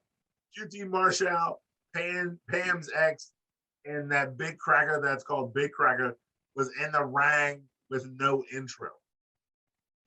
And then the main event was Malachi Black versus Honky Crackerton, which lasted all but 5 minutes. If you guys have anything to say about this, wax poetic, because I don't give a flying fuck. Zanka's meme was the best. I want Brock. We got Brock at home. Turn it off. Really? Why is it? First of all, this is Cracker's second match on Dynamite and his second main event. Why is he getting main event status? His first one-on-one match, by the way. Yeah, but his second main event, because his first main event was with fucking Cody Jarrett in a tag match, and now his second main event is with the Uprising Star Malachi Black. And a main event when that fucking Lucha Bros match went so hard. Lucha Bros and Varsity Blondes. Don't matter who that won. Should have main evented. That should have main evented. Don't matter who won, who lost. That match was fucking fire. It proves that the Varsity Blondes should be in the number one position on the tag team match. And we all know the Lucha Bros can go if they don't get injured. Preach, man. He's fucking right. He just rolled into the podcast and literally just fucking said what should have happened on ATW. Dude, I ain't gonna lie, man. I was not interested in I saw your post maker and I was already kind of out of it, but then I was like, main event is Brock versus Mal. I was like, this is not gonna be good. Yeah, the guy can get through a match and wrestle, but he's not main event level yet. So he's riding the name. Far from it. and he's riding from Cody Rhodes. Well, so let me tell you what ATW's biggest problem is they don't know how to arrange their matches. They don't know how to perfectly arrange a show. Like even I had difficulty arranging Dynamite. Like I still regret the way I arranged Dynamite this week. Like I should have rearranged some shit, but the way they arrange their matches is so bad. Tony Khan, my God, dude, wake the fuck up. Let me just say this: CM Punk is a ratings grab, and they're used to putting tag team matches as the main event, and they missed the mark this week. Or at least close to the main event, and then they missed the mark big time. Let me just say this: you could put APPW on TNT, and it would look better than what fucking AEW put for their lineup. This was just horrible. You basically put a guy. This is something that is. We hear all this shit with Adam Cole. It's like, so okay, you don't want to sign up WWE, but you want to go to that, where you're gonna main event with fucking Brock Anderson. You want to go to that? It should have been the opening match. Should have been on fucking Dark. You know what? Yeah. If they, no. Well, it's Malachi Black, and they want him to have TV time, and I understand that. But this should have been the main event. Should have been the opening match. The second match should have been the trios tag with the factory. That should have been the second match. Then they should have had the Kenny promo. Then they should have had the Punk placement was accurate. They placed the Punk promo accurately. Have the Kenny promo, the Punk promo. Then you have Orange Cassidy, Matt Hardy. Then you have Christian and Kenny. Then you have Eddie Kingston and them trios tag. Then the tag team match should have been the main event. Yeah, they had it ass backwards the whole fucking show. Yeah. So we can wax poetic on how shitty ATW is all night, and we're going to, because up next is Rampage, folks. It's Rampage. Jericho is back on commentary, thank God. All right, I didn't watch, so this is going to be hold on. Hold on. The disrespect to the Lucha Bros with no entrance. What the fuck, ATW? Accurate. Jungle Boy and Luchasaurus got their entrance versus the Lucha Bros. The Young Cucks come out on stage yet again. We get Jungle Jack and APPW's favorite luchador start out. Ray pulls Jungle Boy up onto the apron from the floor just using his leg. Oh, they kept cutting to Yanni Hakuna Matata, the NBA MVP, was in the crowd, and they just kept cutting to his reactions to everything. Phoenix with a waffle jalapeno sticks. I kept notes. To Jungle Boy, then everyone busts out their own fucking roundhouse kick as well, heading into commercial break. Stereo topes from Jungle Boy and Ray Phoenix to the outside. Why the fuck is Marco out there? He does not need to be out there. I kept looking at him like, tainting Friday nights. Luchasaurus roundhouse kicks Penta, choke slams Ray onto Penta, and then a standing moonsault onto Penta. Very impressive. Ray Phoenix does the Eddie tribute frog splash. Jungle Boy with a poison Rana to Ray Phoenix gets a 2.5. Attempts a snare trap to Ray Phoenix. Penta for the save. Penta, Luchasaurus, and Marco waited. They were just Ceizar. Penta, this is what Zanka bitches about. Penta, Luchasaurus, and Marco Stunt were standing on the outside waiting. They were just all three waiting while Ray Phoenix did the Hurricane Rana to Jungle Boy off the top rope onto all of them. They were standing there for a legit minute waiting to catch their asses. They should have been acting like they were fighting. Penta with a Panama Sunrise to Jungle Boy in the apron. Super kick fiesta from the Lucha Bros. Luchasaurus kicks out of that barrage after multiple double team moves. The Lucha Bros pick up the win. The Cucks attack Jurassic Express for the save. What's Marco gonna do? That little pest, Jericho says on commentary. Stixie drip drip, you took notes. Enlighten us with those notes, my friend. Oh no, I took note on them stealing the fucking waffle jalapeno. I'm just saying this. Once again, this match should have been the main event.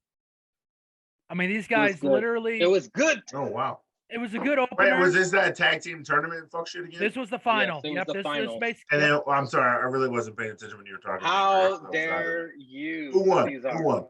Lucha Bros. Even though Jungle Express like has a fucking match, but Lucha Bros won the tournament.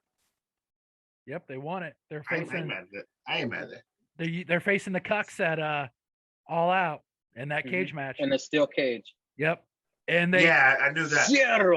Mero. Did you put it back? You did it. You did like this. They don't show the inside. Cerro. It's in my camera. There we go.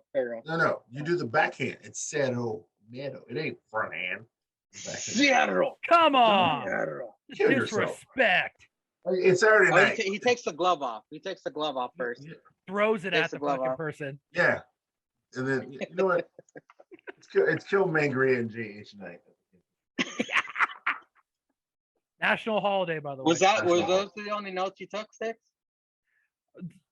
Yeah, pretty much. I mean, this was a match that should have been. I mean, you had all the elements, and once again, you have this as an opener, and then in my opinion, I don't think it got any better going forward for the show. I mean, good thing it's only an hour. Like Tony Schiavone said at the beginning of the night, it's the fastest hour in pro wrestling. Well, it's fast, but not fast enough for a lot of people's tastes. It should be fast. Yeah. Ceizar, you didn't see Rampage at all? No, it's on my DVR, so I haven't watched it yet. Do you want me to spoil the rest of it? Yeah, I don't really give a shit. Yeah, let's go. Okay. That way I don't have to watch it. It's a good background noise while you're on TikTok. I mean, I can put it on right now and just fast forward through it. After the commercial break, we get a CM Punk Darby Allin video package. Don't really Then care. we get Miro comes out and steals Still don't Murder Hawk's gimmick, by the way, Oh, kicking the shit out of Fuego de Sol all the way to the ring.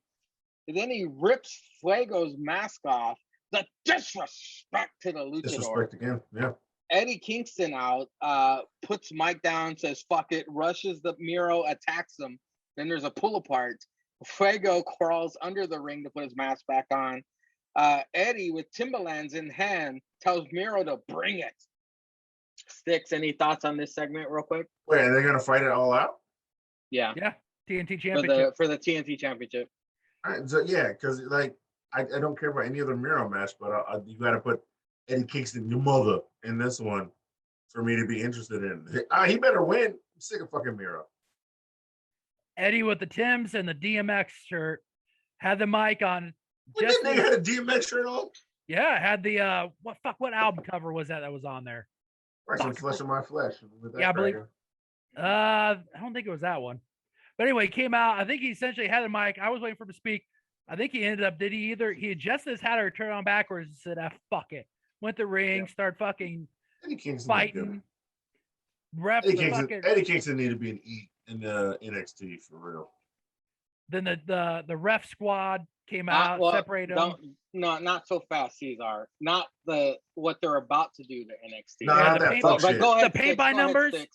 Go ahead. Paint by numbers. Yeah, not paint by numbers, but fucking A. Oh.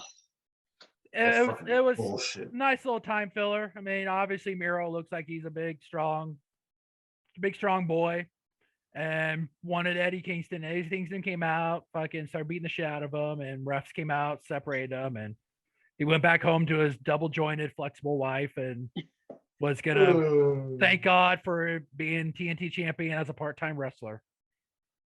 Up next, after the commercial break, we get my wrestling wife, Tay Conti, versus no entrance to disrespect to Bunny with the blade. Bunny hits the tub thumper, Jake's finisher, and then hams it up for the camera. Tay mounts some offense, but the Bunny rakes the eyes right in front of the ref, by the way. The Frankenstein ref, Aubrey, I wrote. Yeah, Aubrey. That bitch ugly. A great close-up ass shot of Tay's. Thank you, cameraman. Still can't believe she was in NXT. With Bunny in the corner, Tay delivers 3 pump kicks and the tie KO. Penelope Ford is out to distract. Bunny gets the knucks from Blade and then knucks up Tay for the win. All right, Ceizar, would you please stalk Tay? We need her to get a push, please. Team Tag. Oh, Stix, what'd you think of Tay Conte versus Bunny, real quick? It was okay. I mean, it was a nice little match to get both of them on TV, and I guess it was good to get Penelope on TV. But I mean, fuck, we don't know what the hell's going on with her since Kip's been out with that injury or whatever he had. So I mean, it's good that she's on TV, and I guess maybe it leads to maybe a tag team, or I mean, this feud's probably going to go on for another couple of weeks on Dark or Dark Elevation. Penelope Ford is hot. Yeah. Shout out to the cameraman with the great ass shots. Yes, God's work. God's work. Yeah, it's gonna be Anna Jay and Tay versus like Penelope Ford and the Bunny. It'd be funny if they made AEW women's tag titles and they're way better than the main title. Dude, it'd be so funny. Yeah, I'm here for it though. Team Taz, we have a Cage versus Hobbs discussion. No one gives a fuck. Mark Henry weird split screen with Kenny Omega, Don, and Brandon Cutler, and Christian Cage with the Elite Hunter, Frankie, on the other side. Nothing special. Then we get the main event of Rampage. It's Kenny Omega and Brandon Cutler with Knack and Don versus Christian Cage and the Elite Hunter himself, the Punisher, Frankie Kazarian. So the heels Mark Henry scares away Don Callis from commentary.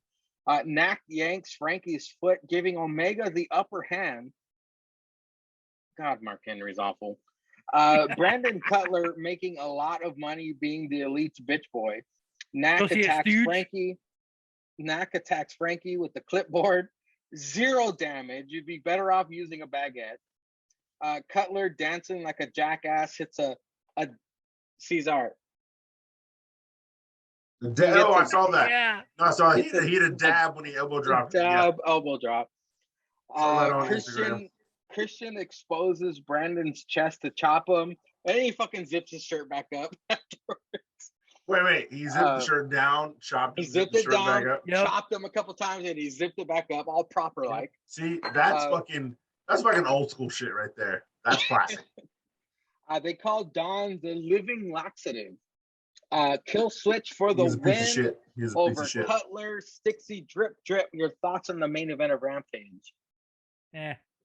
It was okay. I mean, it had funny parts. No, I mean, it just had funny parts. I mean, I still get a crack up when they say associate stooge Brandon Cutler.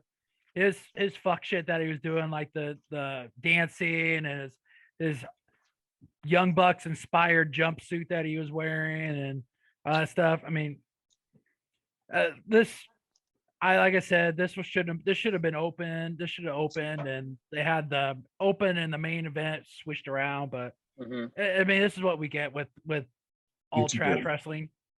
So basically, yeah. Ceizar, from what you've seen on Instagram, do you have anything to add to Rampage? It sucks, probably. All right, ladies and gentlemen, we'll be right back. Ladies and gentlemen, welcome back after that quick commercial break. We have the APPW heavyweight champion of the world, Julius _Ceizar. You see it. Also, you see it. Stixie drip of the Fuck It Club. We got 2/3 of the Fuck It Club here on the After Party Hangover. Ceizar, how does it feel bringing APPW to the prominence that you have said for months, for years? I mean,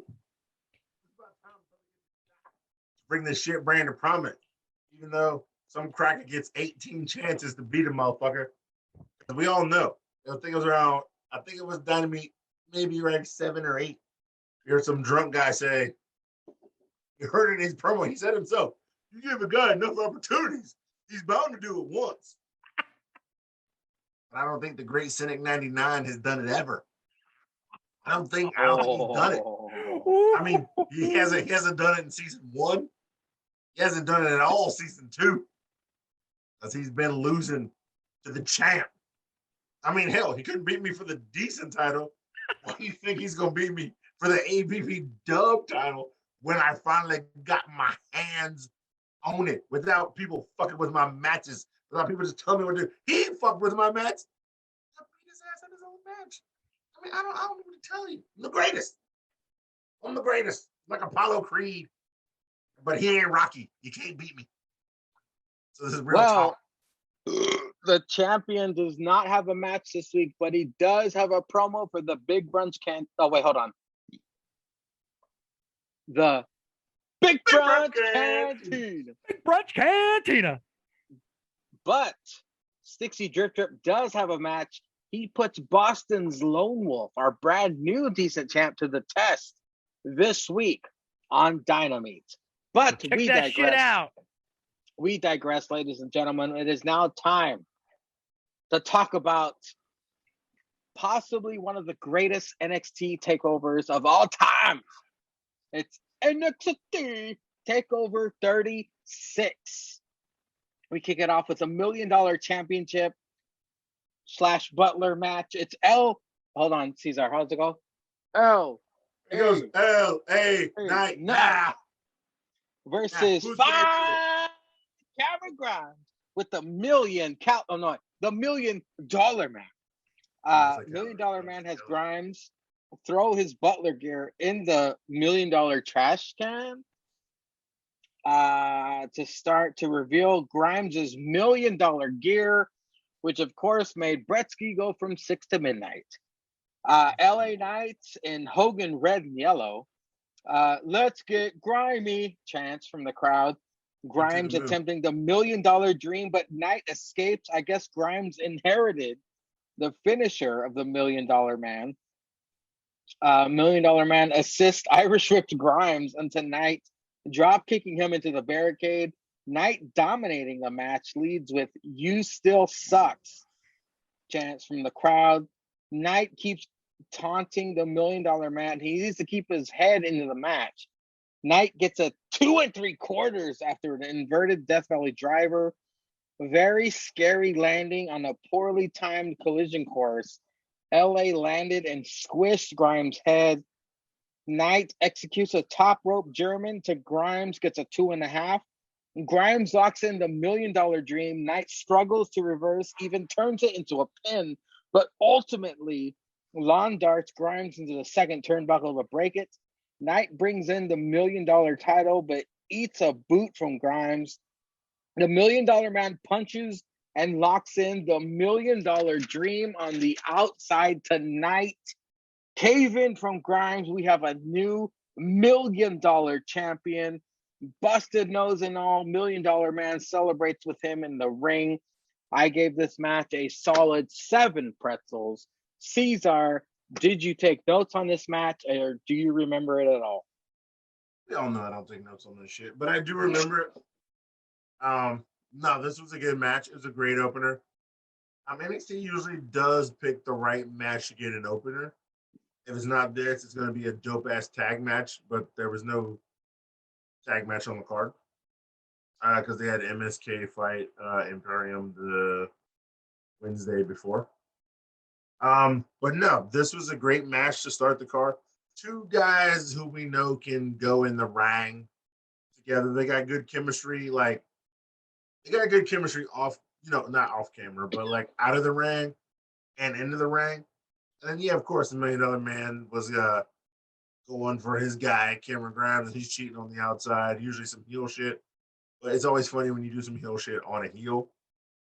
No, I thought this was a good match, and I gave it 7 and the salt. Stixie Drip Drip, your thoughts on the opening contest to NXT TakeOver 36. Well, Mangria, let me talk to you. This was a hell of an opener. These guys, like Ceizar said, chemistry is so good. These guys could literally not interact with each other for a couple months, and they just get thrown together, and it would make it look like they've been working together for fucking months on months. Hold on, Stix. Ceizar, we need a literally count for Stixadam. Okay, go ahead, Stix. Okay. Literally was the best opener because NXT literally knows how to have openers, and AEW literally needs to take notes on how to fucking A, do shows, but B, also how match orders go on shows. This was 7 with the salt. Ooh, nice. It was a very good opener. Of course, NXT knows how to entertain us. They're incredible for now. Up next, All Wallbutts versus Straight Sonya for the NXT Women's Championship.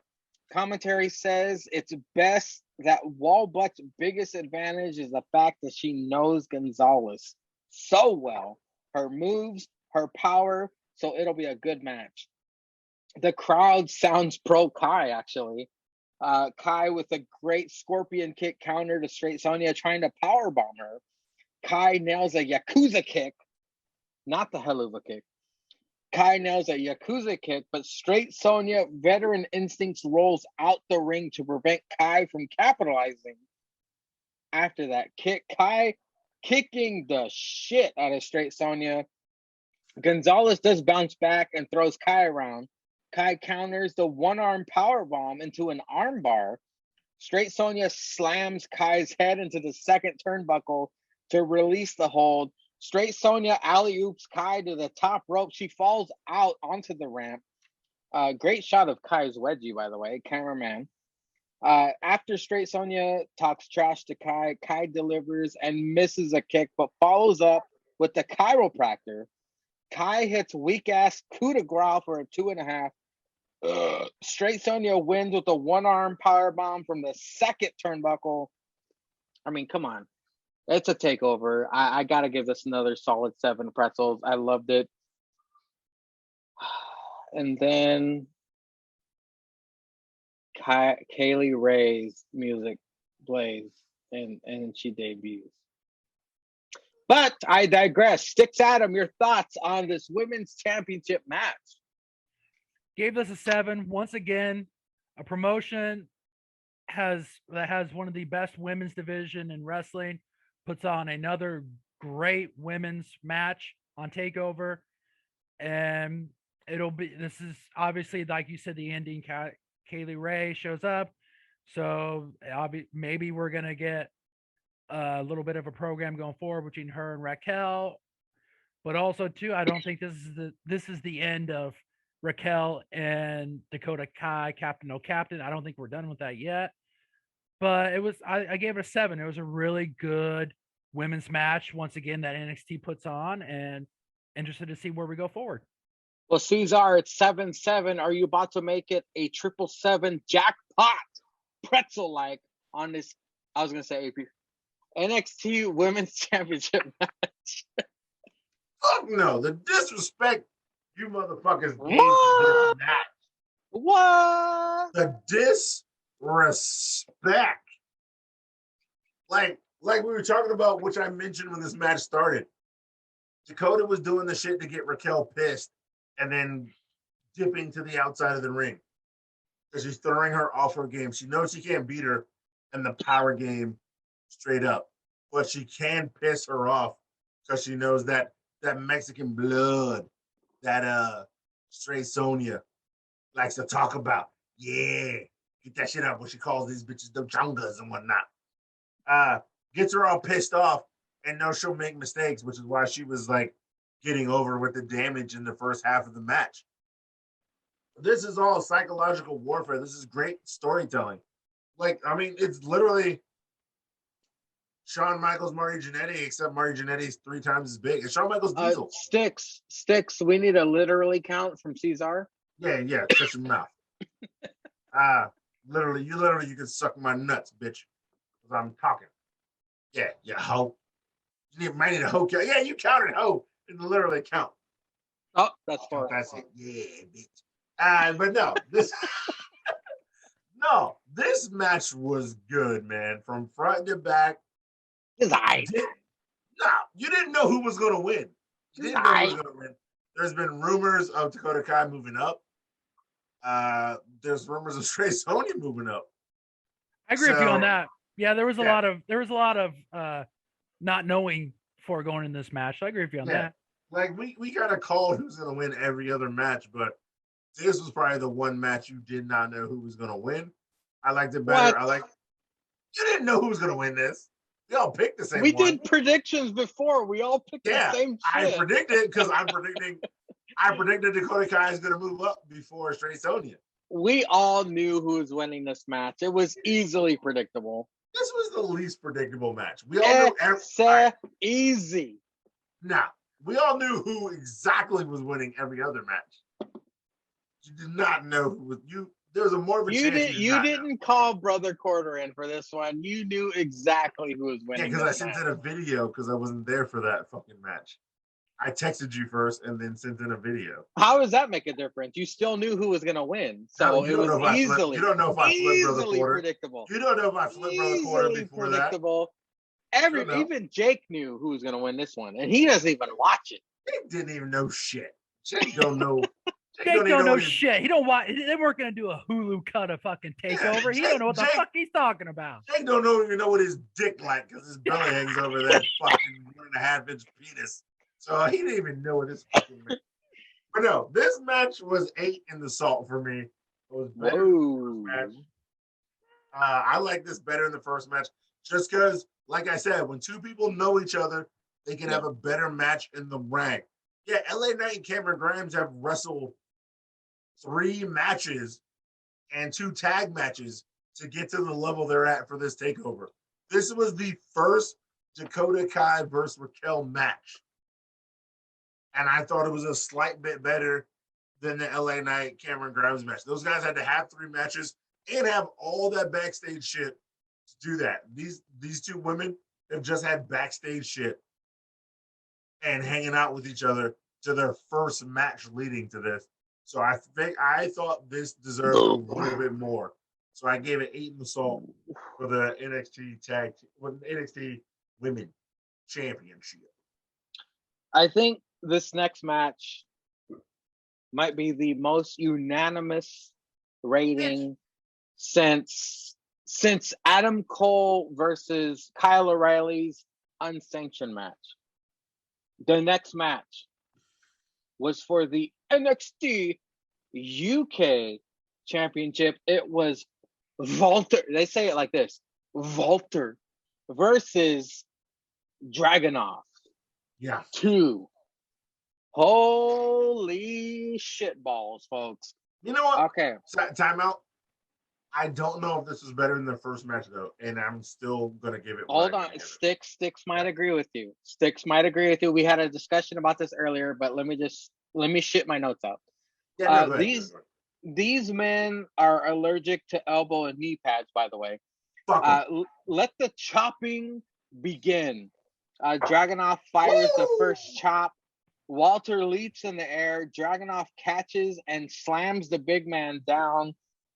Walter counters short arm scissor lock by placing Dragunov on the top turnbuckle and then chopping his ass off the top turnbuckle. We get a power bomb to the apron. We get Walter chants from the crowd. Walter eventually gets Dragunov stitches loose for blood to flow. Not much, but there was a little bit, enough to get the ref to wear the gloves. A splash. Chopping continues. Dragunov gets pissed, telling Walter to bring it. Walter then proceeds to cave in his chest with the shotgun chop, followed by a massive boot. Dragunov right back up and onto attacking Walter, chopping his neck, elbows to his neck. Walter decapitates Dragunov with a motherfucker of a lariat, chops his back as well. He just made Dragunov angry. Massive German suplex from the Russian. This is awesome chants. Good Lord, the marks and welts Dragunov has. Mm-hmm. This was during the match, not even after the match when we saw the aftermath. Video. Dragunov hits his shoulder block headbutt finish, gets a 2.5. Chop time.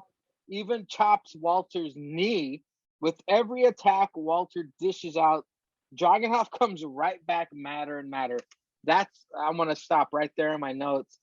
That's the best part of this match for me.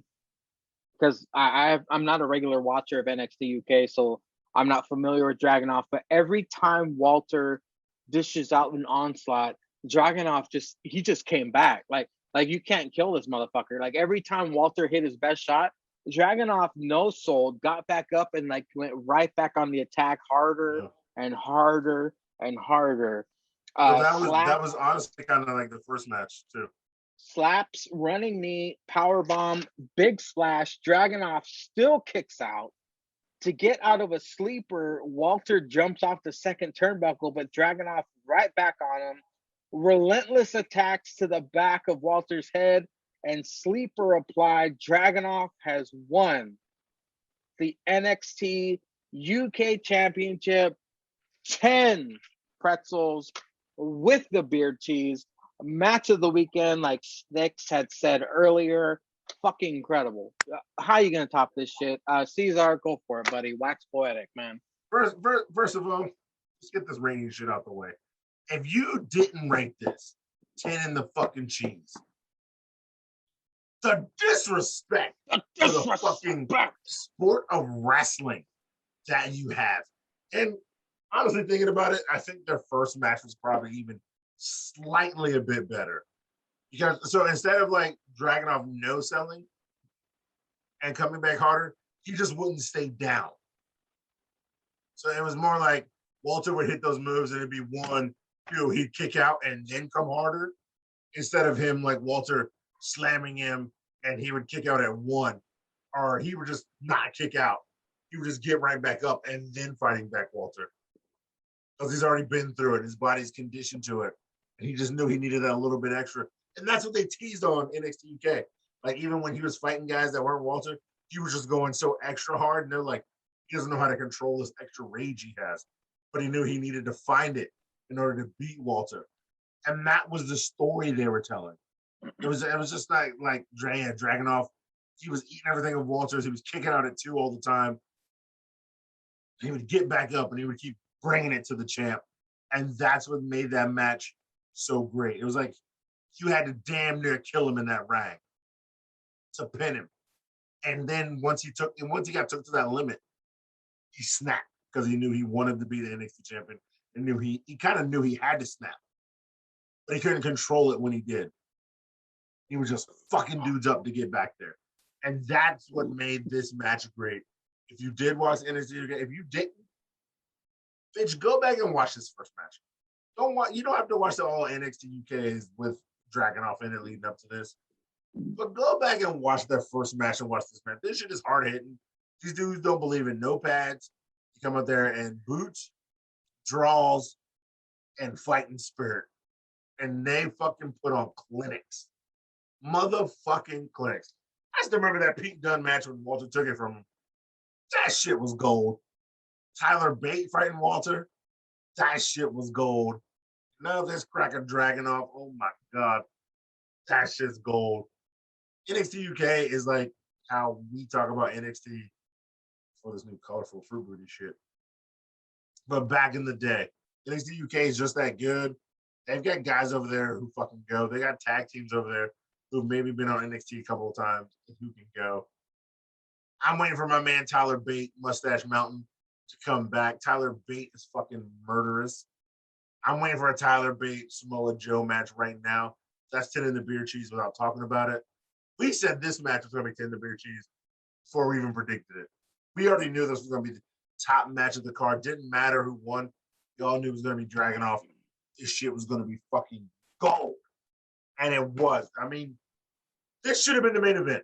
I'm sorry. Yeah. This should have been the main event. We all know this should have been the main event. We all can tell. The air got sucked out of the room. Yep. There's only 5 matches. And not to say the next matches weren't good, but the air got sucked out of the room because everybody was invested in this shit. When you have Shawn Michaels and Triple H talking about this should be on NXT America TV so the fans can watch, you got to put that shit in the main event, bro. If you're going to take some shit from across the pond and want your American crowd to watch it, you don't put this in the middle of the show. You put this at the main event. You know this match is going to kill over anything else you put on the show. If this would have ended NXT, you might have called this the greatest NXT pay-per-view of all time. You might have called it that. If this was the main event, if it would have went how it went, but just put Adam Cole in this before this, and Samoa Joe in this before this, and then this might have been the greatest NXT of all time. Like Mangria said, there's still some contenders out there like Chicago and whatnot. Well, I mean, if you can argue that this kind of you can argue, yeah, you can argue this kind of stole the thunder out of the matches that followed. It did. It kind of suffered because this no. match was so good. Yeah, the Undisputed ending suffered because of this match. Yeah, it sucked the air out of the room. Mm-hmm.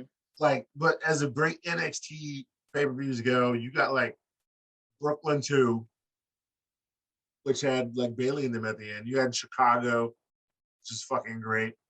You got this one, but like the thing was off. Like you just complained about Rampage with Tony Khan. You put the wrong placement of these matches. This should have ended it. If this would have ended the night, it would have just built up. It would have built so up, and it would have ended on a 10. Constantly, like this would have been like you'd have left the ring like, what the fuck? It was great. You'd have been like, this is good. Oh, this is good. Oh, this is great. Oh, this is fucking great. God damn it, they got better than that? What the fuck? You can't beat this. And that's where it would have went. And that's all I got. We had a discussion before you came on, Ceizar. Stix actually agrees with you about the first match. He said that the first match was possibly better than the second match, and I argued that it was different environments.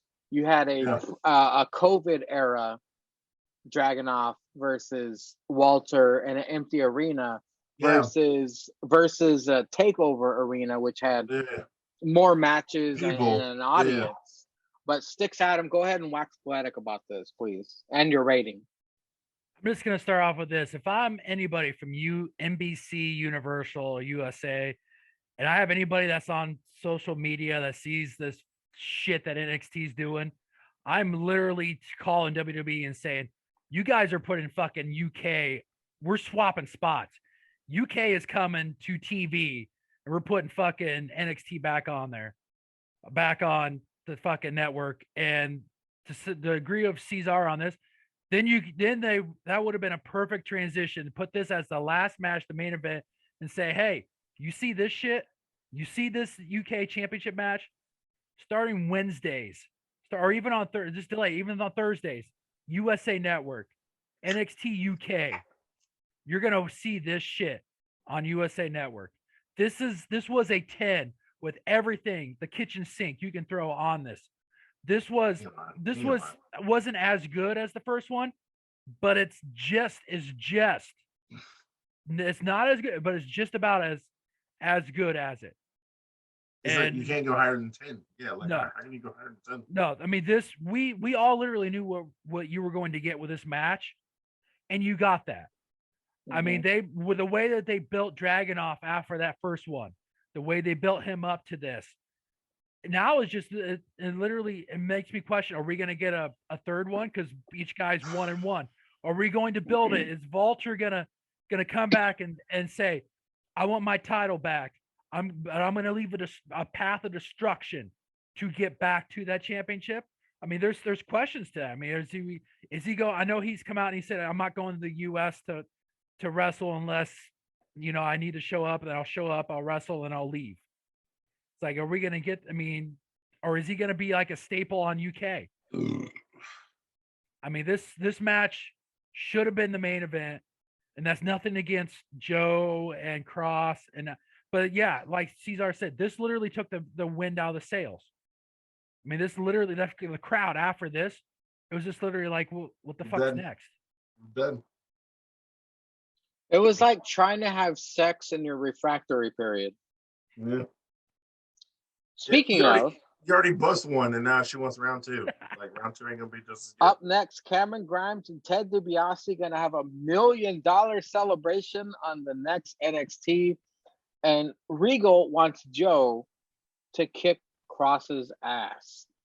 The next match is the undisputed finale, 2 out of 3 falls.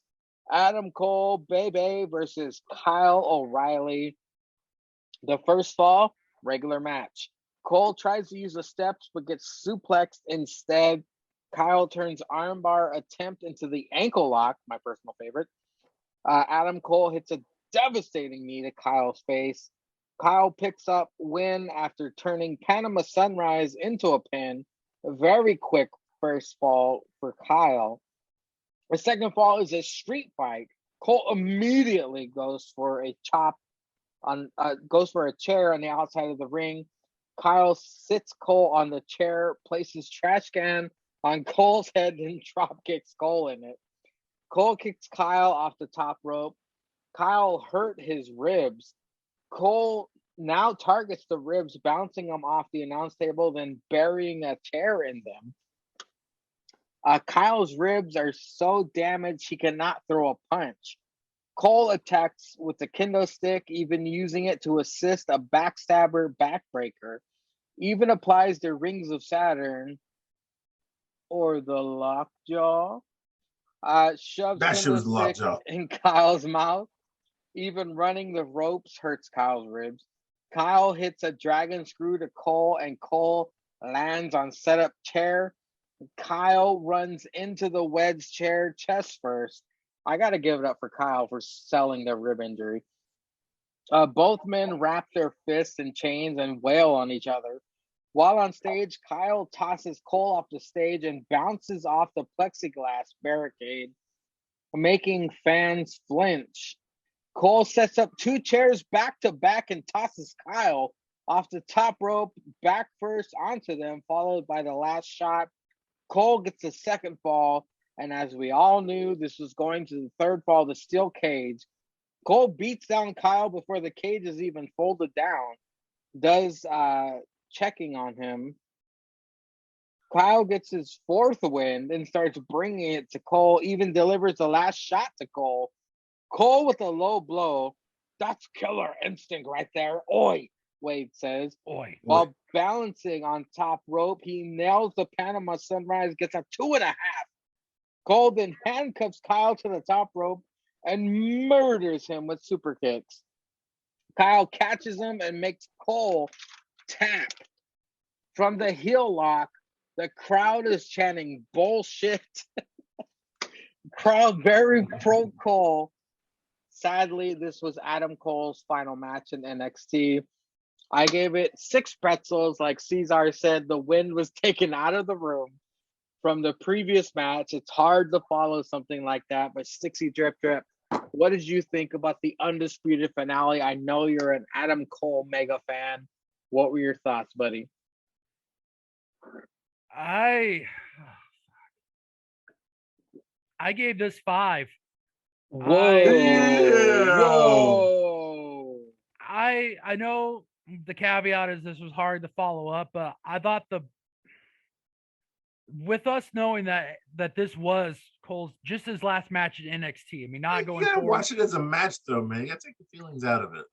Yeah, but I mean, like, I was, but it's like he had a kid when he tapped for that last one. He had a fucking kendo stick right there.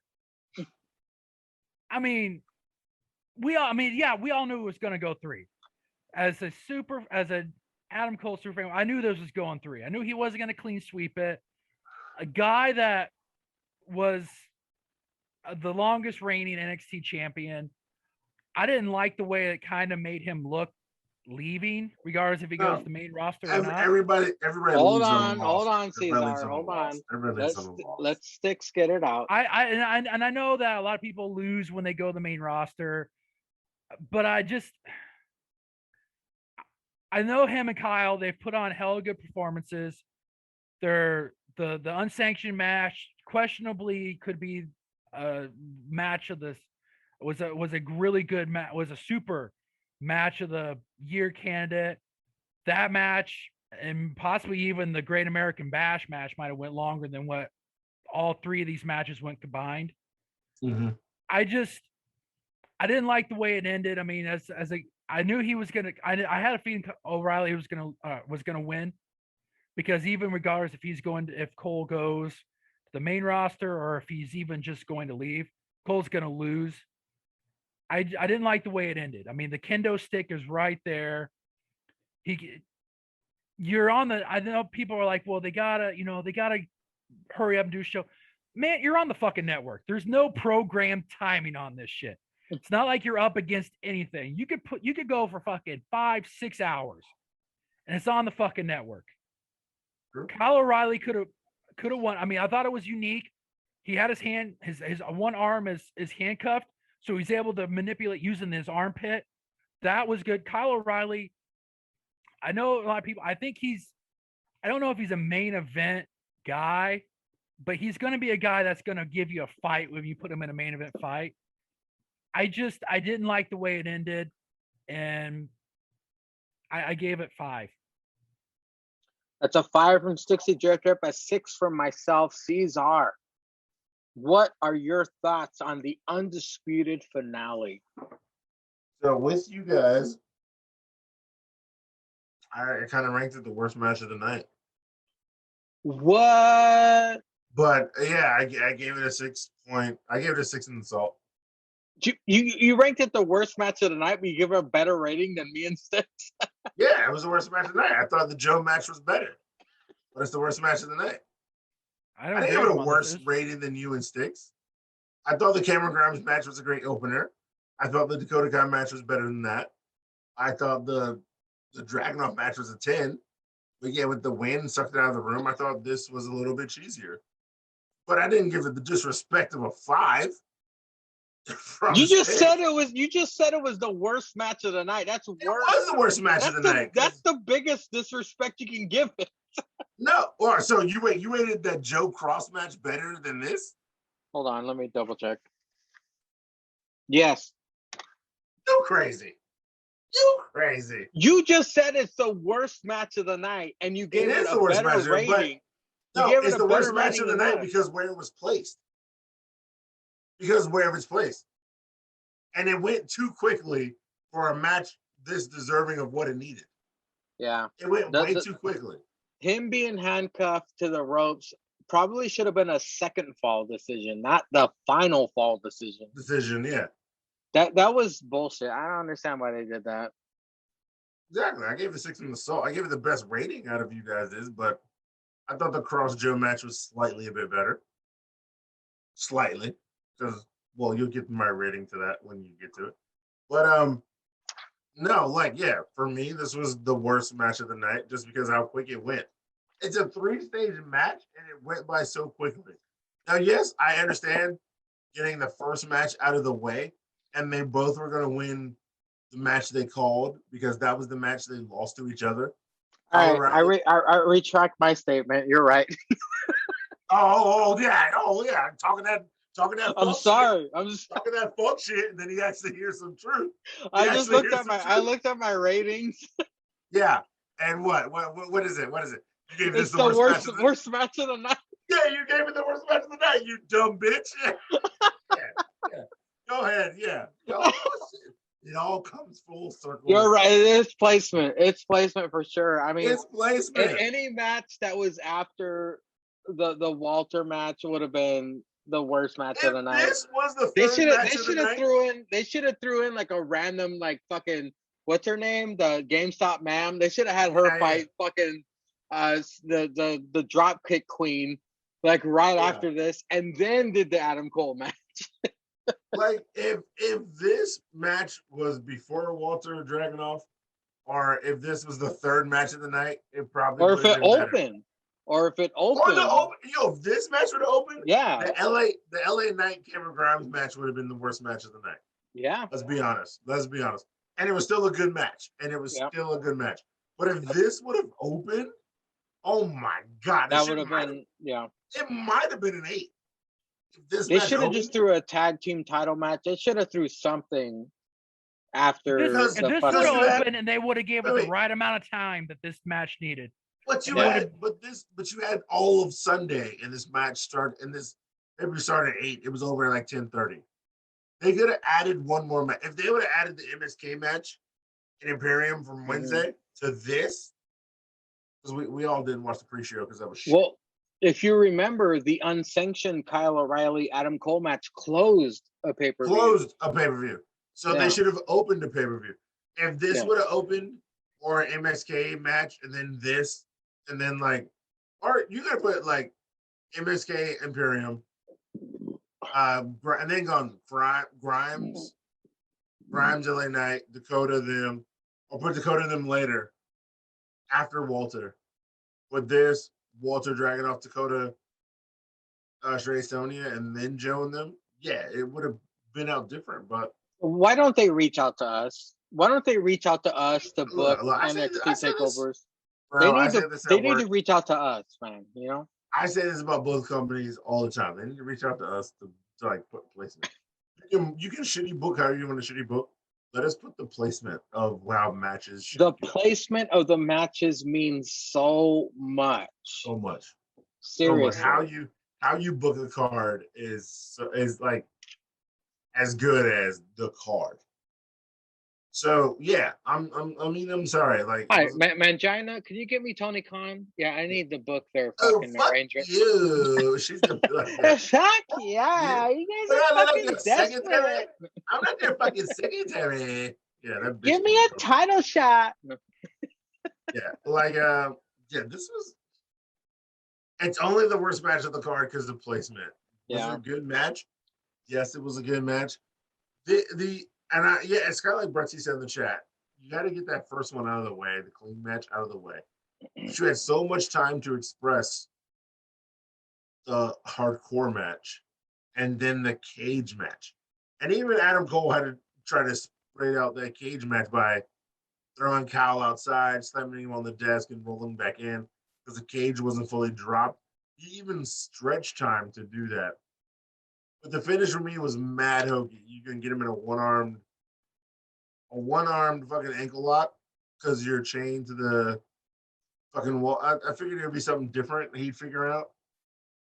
Or even get out of the fucking handcuffs. Like he'd have a secret key in his wallet because he knew, in his trunks, because he knew fucking Adam Cole would try to chain him to that. Because he chained Adam Cole. Like, the chain had been there before, but they were locked up. Figured he would be like, yeah, he thinks he got me on this cage. He's going outside to get a fucking table or something. And I'm gonna go click, click, fuck you, bitch. Bow through the table. They had the shot of when Cole grabbed the chain he put around his knuckle. Yeah. They panned out and they say, no, fucking Kyle O'Reilly has a chain on his. It's like, if you're on that same wavelength that you know that's what he's gonna do, then you should know he's gonna have a fucking handcuff. By the way, trunks. Why is there not bolt cutters under the ring? Like, what the fuck, man? Yeah, because he was chained to the thing. Why can't he reach down, grab bolt cutters, uncut himself? So when Cole gets back in the ring, he's like, what the fuck? Bow! Then hit Cole with the last shot and then pin him with his own move to beat him and then like get out of the chain shit, which would have been so much greater and better. So yeah, it's 6 in the salt for me. But like, I'm not saying it was bad, but like if I'd have seen this in another, if I gotta take the match by itself, it's definitely more. It took 20 minutes to explain, but we understand, Ceizar. Yeah, yeah. If the match was in a different spot, yes, it's worth more. But if I gotta take it in the pay-per-view, it's 6 in the salt for me. We see Dragunov is the czar. He's sitting in the chair all welted up with that belt, but that motherfucker has the championship now. Brown Order backstage promo. We get a 6-man setup. Ceizar said it best. It's the cocaine versus the chicken. Coming up on the next episode of NXT. We will get to that shortly. But first, it's the main event of NXT TakeOver 36. It's NXT champion Karrion Kross, no Scarlett, versus Samoa Joe. No Scarlett. We want Scarlett chance. Also, Joe is gonna kill you chance. Hardy chance. That was pretty funny. Kross delivers a couple of pussy chin kicks. Then Joe clobbers Kross. Coquina clutch, but Kross gets ropes. And then a hell of a Saito suplex takes Joe out of the ring. Hits another and locks in the ankle lock. Joe escapes getting Kross out of the ring. Then suicide dives onto him. Kross continues to suplex Joe. Joe does a power slam to Kross. Kross lands right on his head. Ouch. Joe with the STF and crossface submissions. Kross always makes things even with the suplexes. Joe throwing his weight around with sentons. Coquina clutch locked in, cross reverses into the cross jacket, Ceizar's favorite submission. And then bloody mouth Joe pulling his chonies up, gets out of it. Uranagi across, hell of a kick, the cross on the top turnbuckle, plus the return of the Muscle Buster. Samoa Joe is the first ever 3-time NXT champion for the win. I gave this a solid 7 pretzels. I loved it. Joe is the champion. We all wanted this from the start. Ceizar, your thoughts on the main event of TakeOver 36? I gave it a 7 solid. I gave it a 7. I mean, we all knew Joe was going to win. It's like we all knew Kyle was going to win. Just like we all knew Russell. Whatever. But yeah, without Scarlett, looks like Cross can't win. Or I guess he can win if he fights him twice or whatever. I don't know what fucking moves are anymore. But yeah. Can blow my socks away for a main event. Knock your socks off. Yeah, whatever, man. Like the socks were blown off halfway through the paper. Literally. Dragging off. Yeah. The socks been off, man. It was crusty toes in the air for 2 matches after that. Like, that's where it was. This match was okay. I knew Joe was gonna win, but I didn't call it. I said Joe's gonna have to hit this cracker with a muscle buster to win the fucking. I called that shit. I don't know which Hangover it was or tripod it was. I did say Joe's gonna have to hit this cracker with a muscle buster. All I know is Tyson Kidd with a single tear. He was like single tear. Yeah, he had the single tear when Cross showed up on Monday night, that shitty suit on. And he's like, oh, wait, bitches can walk after muscle busters? Wait, motherfuckers can walk after muscle busters? I had to sit in a wheelchair for 3 months, and I got some Mike Tyson spinal, can't walk. I broke my back. Like, I've been running up crates in the hood. My back is broke. But Cross is like, yeah, I'm on Monday with this shitty suit and suspenders. I'm on Monday with a shitty suit and still no Scarlett. Still no Scarlett. So yeah. Glad he brought back the muscle buster. Put him away. Good shit. Now Cross is on Raw and Joe's out here in NXT. He's gonna be fighting Peter Dune and Kyle O'Reilly and LA Knight, and Johnny Gargano. We'll get there. Stixie Drip, your thoughts on the main event of TakeOver 36, my friend? I gave it a 7. Like Ceizar said, we all knew he was going to win. Jackpot. And it was nice to see Joe back in the ring.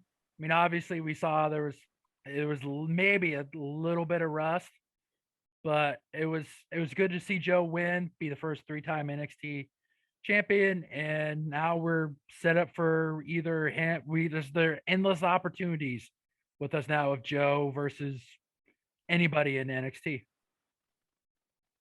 Mm-hmm. Of course, everybody excited to see Samoa Joe back on NXT, especially the first ever 3-time NXT champion. Samoa Joe being utilized correctly. Joe. Finally leaving the main roster, returning to the roster that gave him what, Ceizar? Prominence, correct? Prominence in NXT. That's right. But Ceizar, we have some bad news. What's up? There was a 3-way tie for predictions on this takeover. Yeah, so there was. And Bretsky escaped punishment because he's busy. So we got a hot tag to Stixie Drip here. He's going to take Bretsky's punishment for him. And the punishment for the 3 of us, unfortunately, is to shit on Jake, his parents. Jake Travers, everybody knows him as the Funko fat guy, Lord Jake Travers. Our drunk dwarf dick. Drunk dwarf dick from the Steel Row After Party podcast. Head of the kids' table. He's the head of the kids' table. We got to shit on his parents and Stix. You are our guest, so we are gonna let you go first, my friend. What do you have to say about Mr. and Mrs. Travers? How you can literally look yourselves in the mirror every day knowing you gave birth and created that monstrosity of a fucking human piece of flesh, of a walking silly putty looking cheap ass, broke ass Tommy Bahama, fucking child playground pimp Jake. How you can literally wake up, look yourself in mirrors, and go through about your day knowing that, man, that's some fuck shit right there. And, you know, Mr. and Mrs. Travers. I mean, I don't want to say this, but it's a punishment, so I have to say this. That's it. Mr. and Mrs. Travers. I mean, they're only $19.99 a piece.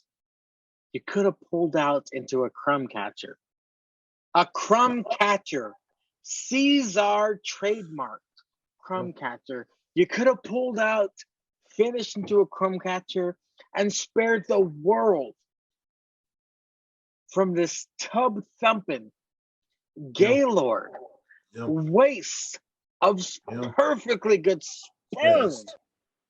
You wasted it when you could have dispersed it into a patent pending Big Brunch Cantina. Say it. $19.99. $20. Could have got a discount if you would have said the password. Get around the side. City Chaos is still a bitch. Patent pending crumb catcher. What the fuck, Mr. and Mrs. Travers? You could have done it. You could have spared the world, but you're so selfish. Fuckers. You're so selfish. You just had to disperse that demon seed, and now you're making the world suffer. How dare you, sir? How dare you? Ceizar, take it away. I'm disgusted.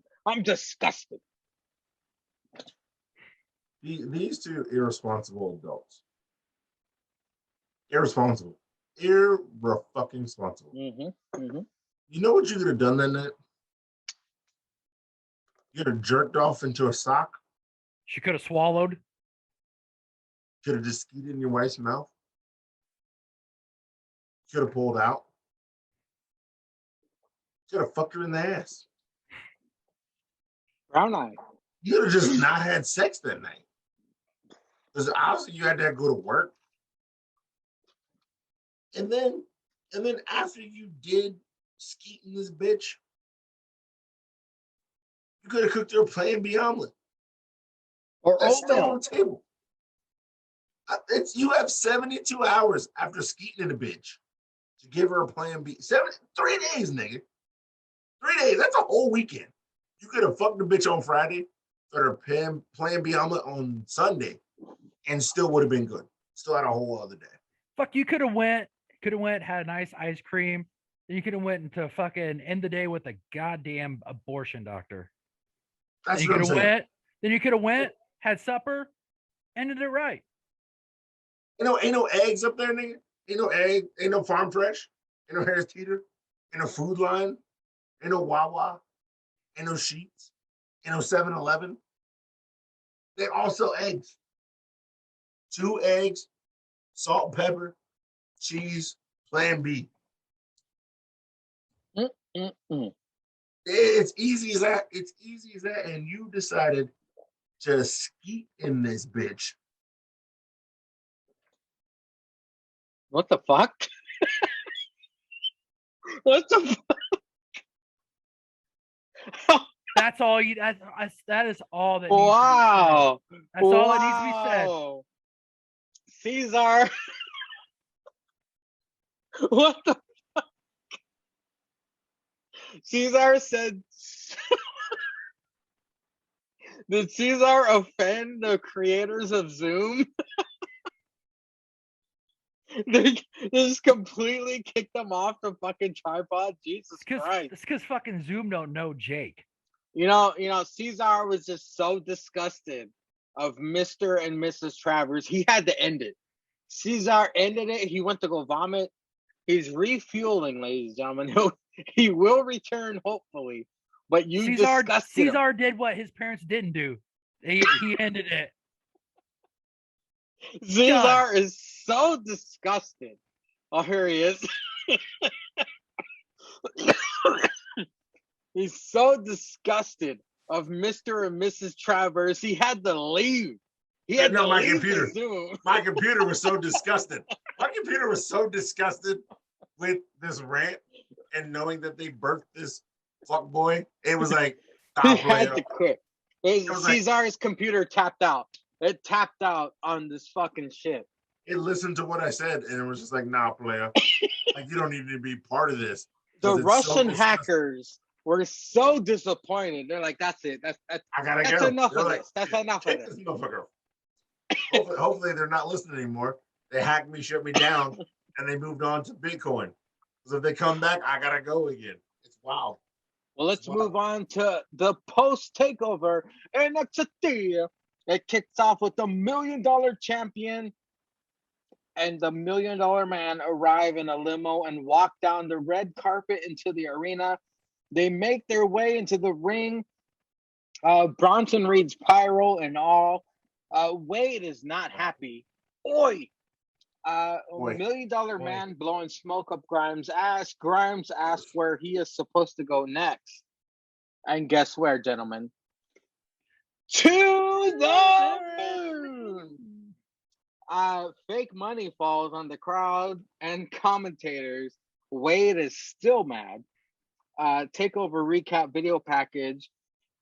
Before I move on, gentlemen, Ceizar, before your computer gets disgusted and vomits again, what did you think of the $1 Million celebration of fine Cameron Grimes and the $1 Million man? I still don't like Face Grimes.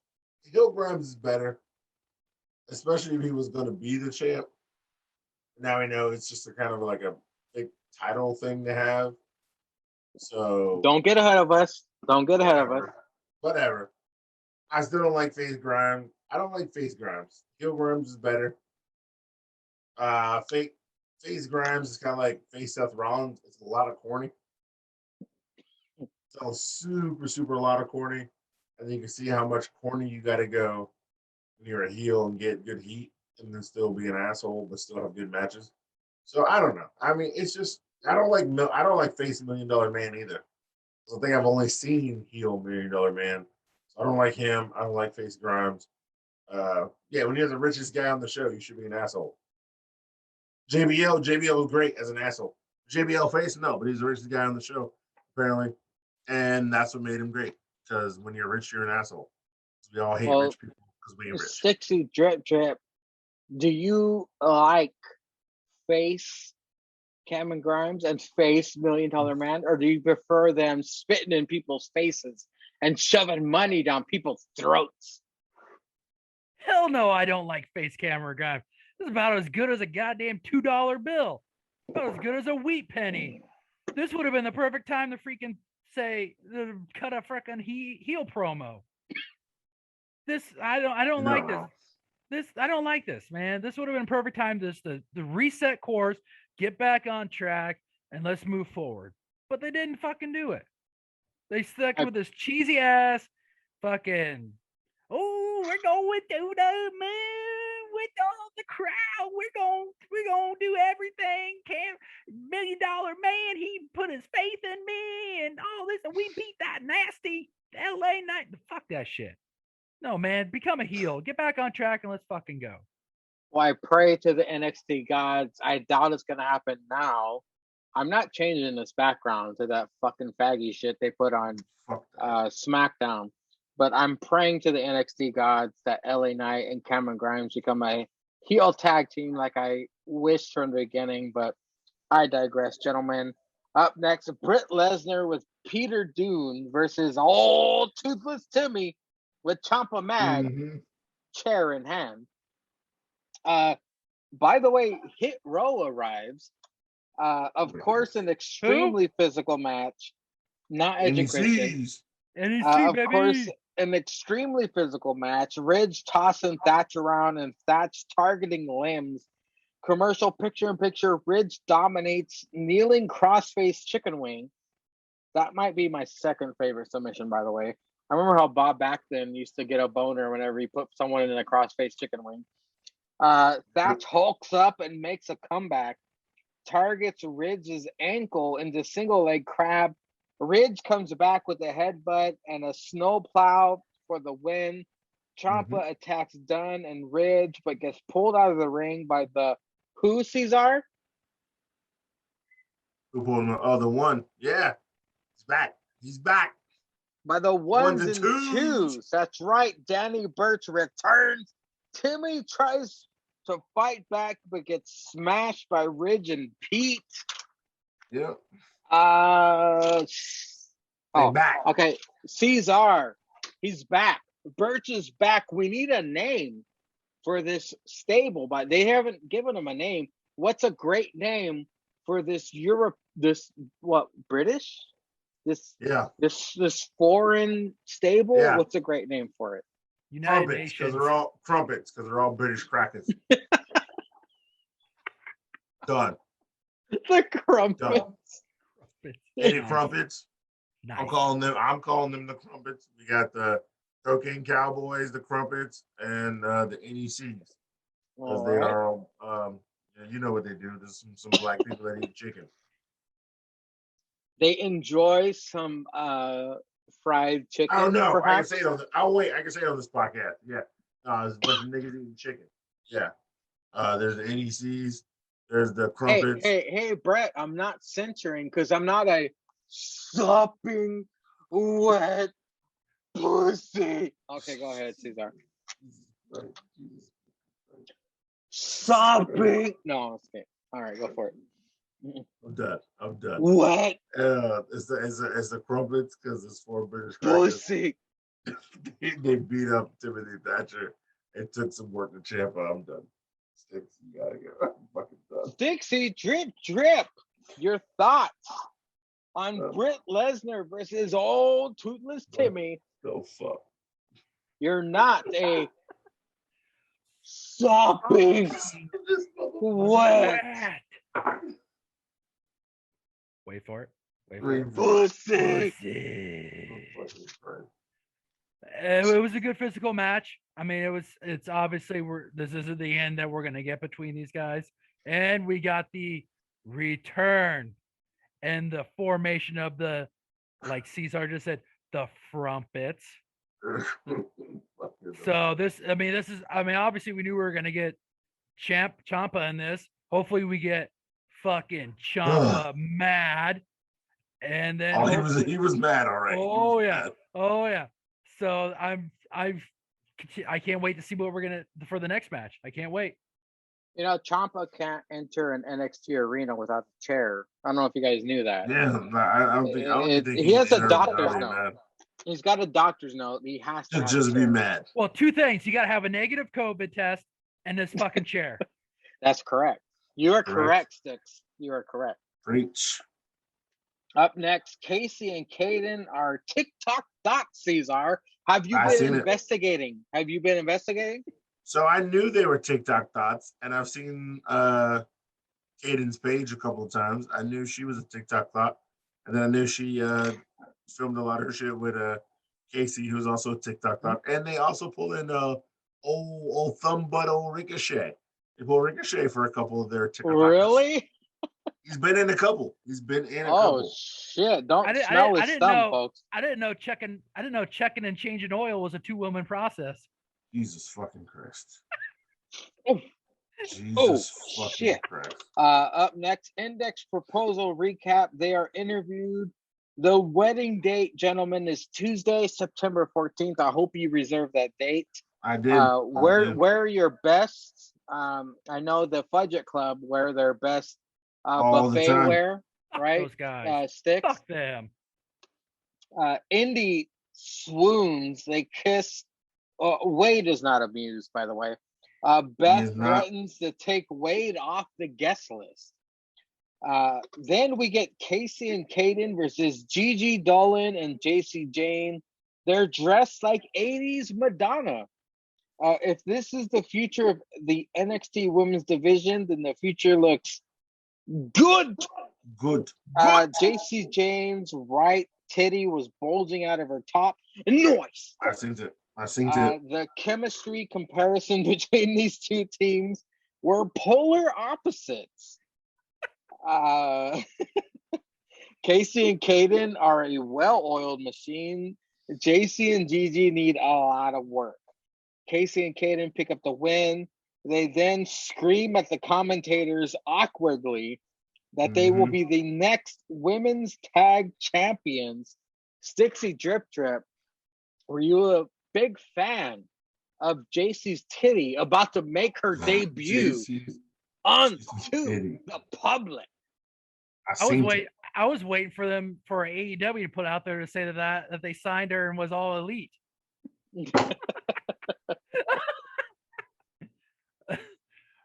but I mean, we knew what we were getting with Casey and I mean that we've seen them on TV. I mean they've been a tag team for God knows how long. So they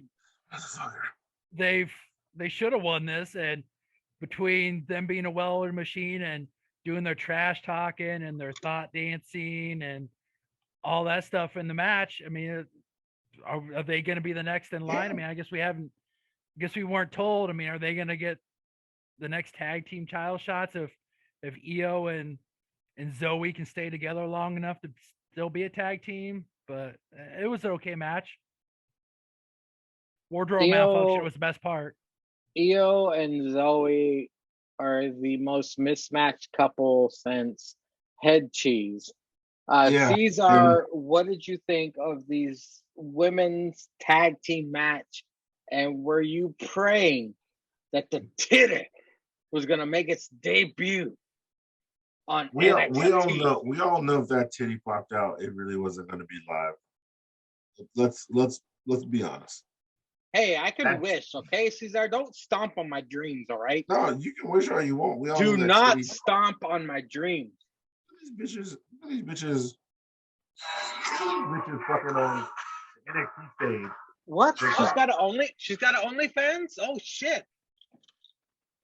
She's out here filming TikTok on the NXT. Apparently, Casey Carazero is verified on TikTok. Wow. That's not the TikTok thought I know. Exactly. Yeah, apparently they want to be next. They're going to be beating bitches to get that NXT title shot. Io and Zoe Stark. GameStop, man. And GameStop, man. Yeah, this is some trash. They just keep filming vignettes. Well, we need to be a team, and we need to be. First of all, so terrible. The only reason they won is because Candice is pregnant, and honestly, I would have rather have Casey and them beat Candice and Indy if she was pregnant, because Casey and them at least are a tag team, and the storyline would have fit better, even with Tegan coming back and then getting called up, versus Io, who just fucking had a crazy year run with the title, to lose the title and then win the tag team titles, and then you don't defend them, You just keep having these vignettes. These motherfuckers aren't even wrestling. It'd be one thing if they were wrestling, doing this shit, but they're not even wrestling non-title matches. They're just not even wrestling matches non-title, and they're just filming vignettes about how they need to be a team. And so that means they just kind of got lucky. So they honestly, I think when Casey and them do get a shot, for fuck's sake, they need to drop the straps to them. To an actual tag team. And that would be a better story, them trying to be NXT champs again, or trying to convince Io to be like, no, look, we were NXT tag champs and we beat the Way. We're together. We just lost to two friends who are too long friends. Let's work on this and then get back and win them titles. That would be a better story than trying to bring themselves back to win the titles, overcome everything. versus like them just having it, not defending it, and then just being like, nah, we don't like each other or some fuck shit. So I don't know. Yeah, it's got to be something. Just say they're terrible. They are so terrible. Thank you, sir. Straight Sonya is interviewed afterwards. She talks about Wallbutt and Trailer Trash Ray. Frankie and company interrupt. Frankie gonna take her shine and her championship. On a side note, Yeah, I like Frankie. I like her a lot. I'm a big fan of Frankie. I hope she does. Arash, that's his name, by the way. Arash, sit down with Odyssey Jones, looking like Ron Funches, the comedian, by the way. Very nice, very humble. He used to be a football player. Valentina Royce, I had to write that down very quick, versus KLR. She's all chin, witch nose, trailer park. Valentina Royce is Brazilian, weird shoulder tamale leaves attire. KLR wins with a gory bomb. If you guys have anything to add to this, go for it. Why you hating on KLR? Bro? She is a trailer trash whore I've seen on Springer multiple times. Ceizar, you know I love Maury. You know they have Springer. Kaylee Ray is at trailer park. Garbage. But she can wrestle. No. But she can wrestle. No. But she can wrestle. No. She can wrestle. No. Just that title reign has something to say to you about that. Yeah, just because she's ugly, it does. It says that the UK has limited challengers. That's what it says.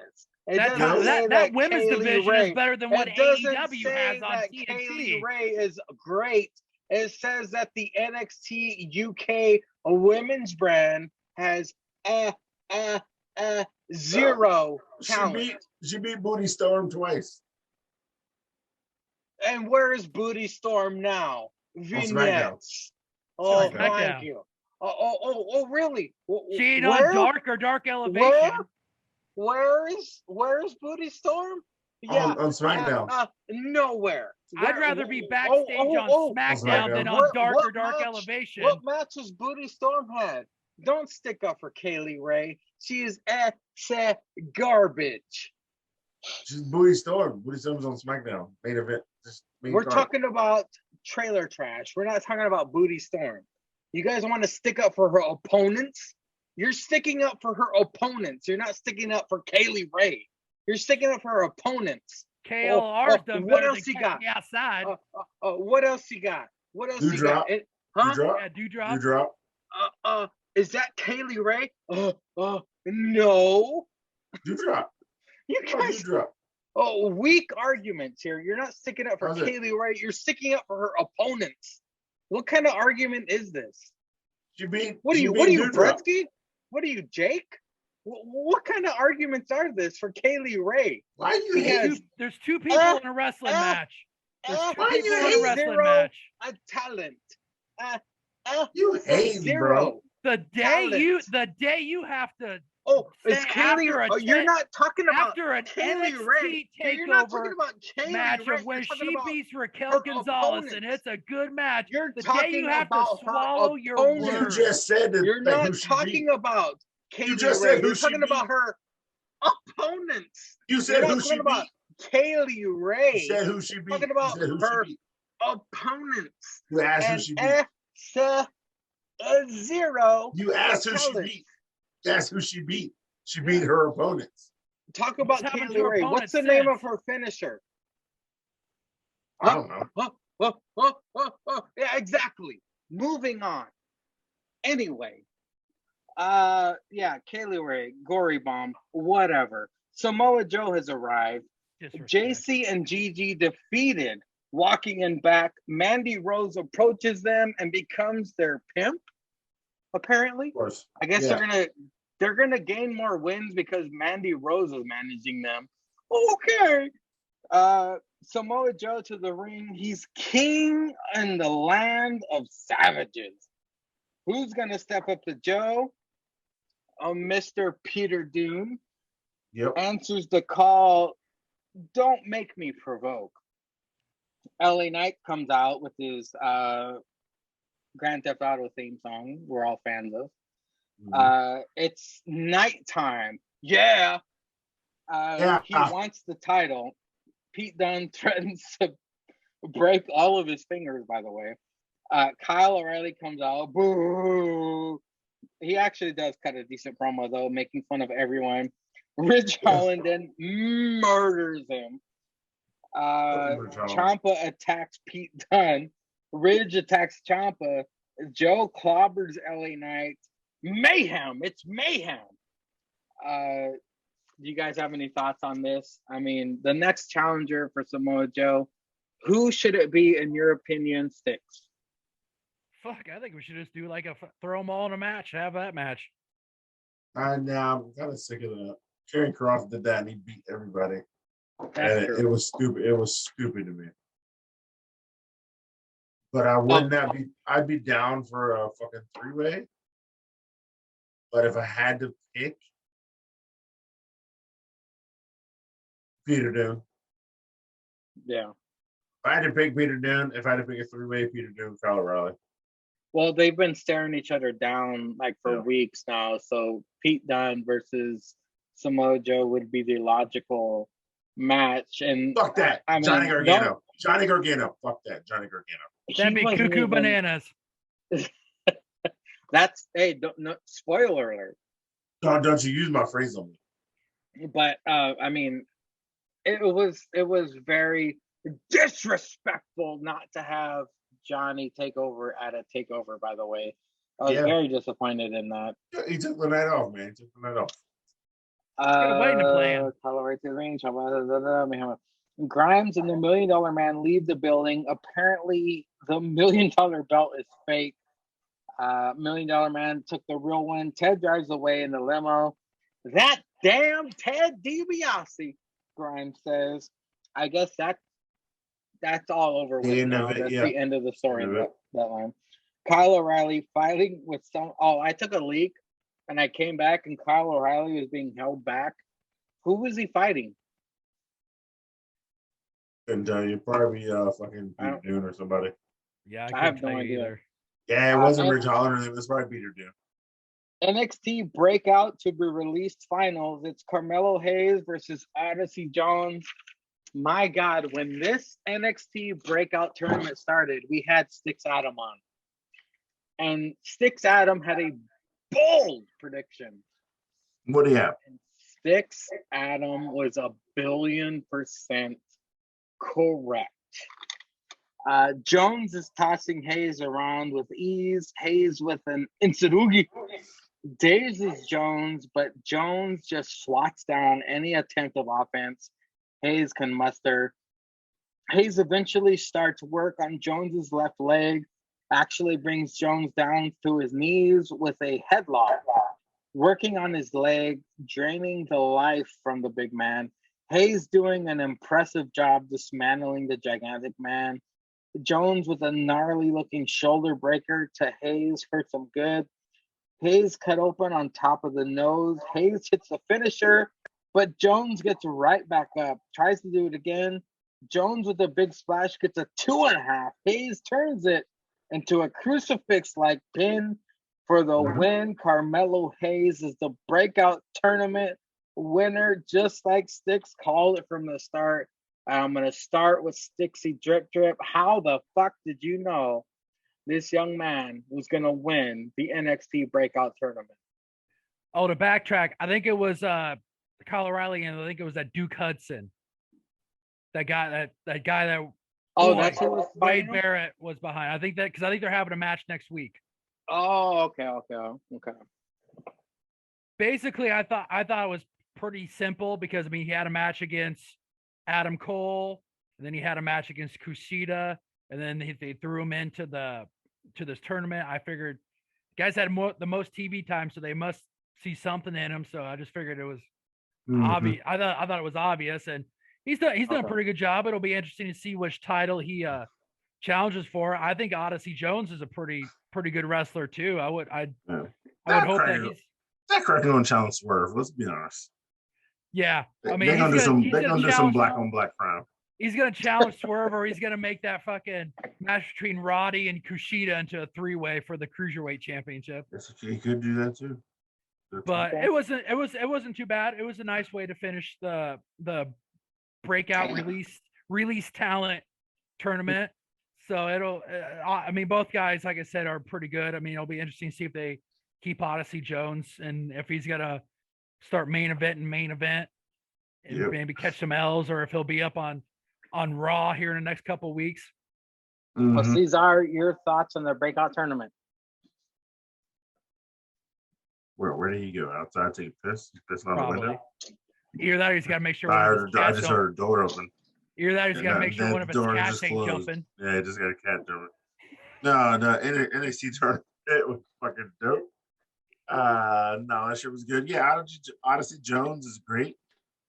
I wasn't mind Odyssey Jones. He's great, man. And then the other cracker, Wednesday. I had to call him Wednesday because motherfucker NEC is Tuesday because they show on Tuesday, and this cracker's a watered down version of him, so he's Wednesday. And yeah, I'm glad he won, man. I'm glad he won. Good for him. He's out here in these streets, fucking people up, getting these dubs. Mangria just still hating on Kaylee Ray. Why is he hating, man? Why is he hating? I don't know. I thought she was good. I think she's good. I mean, regardless of what your opinion. I heard him say, "I dare you." No. So he's off camera pouring a beer or probably some dumb shit, and he's just like, "How dare you?" He just hating, man. He just hating. Yeah. No, She ugly. Okay, fine. She ugly. Don't mean you to hate on the bitch. Man, the day he's got to talk good about her on one of her matches is a day. Shayna Baszler is ugly as fuck, but she can put on a great match with a good opponent. No. You're just hating, bro. Yeah, man, come on. Quit pissing out the haterade that you've been drinking and just show some respect. Come on, back down talk about this shit because there's nothing else to talk about except the main event. Yeah. Oh, shit. It's terrible. So terrible. No, so terrible. It's so terrible. I can put the S in front of everything, bro. So obvious. So obvious. It's obvious. It's a Satrapon, Sabretsky, Julius Ceizar, so terrible. So Southport. Cracker just hating on an ugly bitch for no reason, man. You know what day it is? It's a Tuesday. It's a Wednesday. It's a Wednesday. It's a Saturday. It's a Saturday. It's a Fudgy Club. It's a ABBW with 10 cunts. Fucking cracker. Some million calorie man. Fucking Mangranese coming out here. The Mangranese. Cracker's a Mangranese. No, you didn't. That's not what I checked to Dr. Thomas. That's his wife. Wife. Wife. They're having an argument. So boy. Now he's in the doghouse. Doghouse. Gonna be sleeping on the couch. She's pissed at her coworker. Wow, she's actually really pissed. Yeah, so bitch. What that coworker do? We murked that bitch. Ain't no problem. I don't know, but I don't want to tangle with her. Yeah, send me a social. I got it. Send me a social. What happened? What's going on now? I said send me a name and a social. You got this. I call Pookie and them. Pookie and them work. I don't know. Ceizar's gonna race her. She's like legit pissed. All right, what's next? Main event?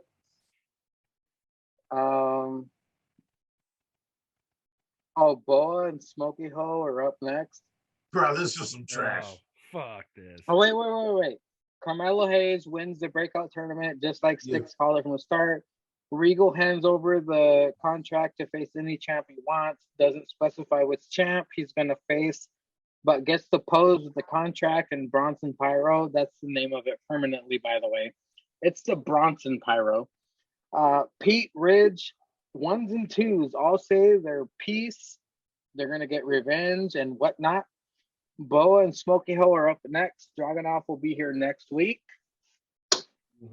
Boa with the Smokey Ho versus every letter in the alphabet. It's Zing Queen, Zing Goom Bing Gum Bing Gang. Yeah. Smokey Ho signals Boa, but Zingo Bigger Bing Dingo Bigger Bing wins. Johnny backstage with Regal. When there's a William, there's a way. Yep. Regal calls Johnny cuckoo bananas for asking to stop the wedding. LA Knight barges in and yells about Samoa Joe. Regal kicks them out. Fools! Stixie Jerk Dirt, what'd you think of this? All the shit I just said. The Carmelo Hayes celebration, Boa losing, and Johnny backstage. I mean, we aren't gonna. Carmelo ain't gonna be like, oh, I know who I want to face. Fuck that. He's gonna wait. He's gonna draw it out. We'll see it in about a couple of weeks when he decides what he wants to do. Boa, man, fuck this shit, man. This Kung Pao cult shit. This is about a couple of weeks, about a month too late of going with this shit. I mean, this hasn't really amounted to much. And of course, Johnny's gonna fucking want the wedding off. I mean, fuck. He's been against this the whole way. So, I mean, it'll be interesting to see if he weasels his way in to be the priest to do the marriage or not. I mean, obviously we know wrestling weddings on TV go fucking horrible. Superb. So superb. So it'll be interesting to see how this wedding goes.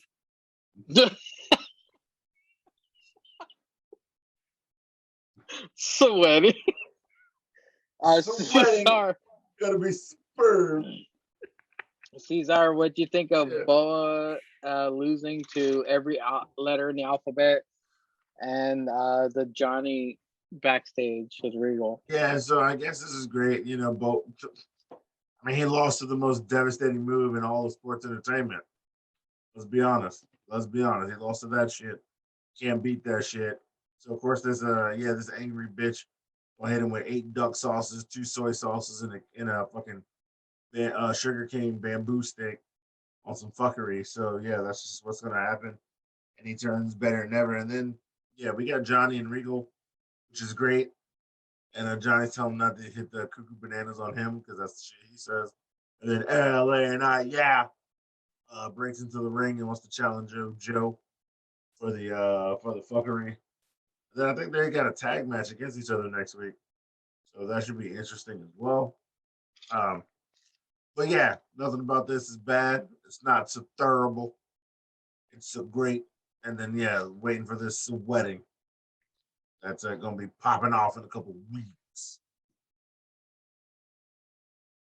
Not to disrespect the Diamond Mine, Malcolm Bivens issues another open challenge. And then we get the main event. It's a 6-man tag AEW. It's come on, say it. You know what, you Mangria. Just say it. Just say it. It's the Brown Order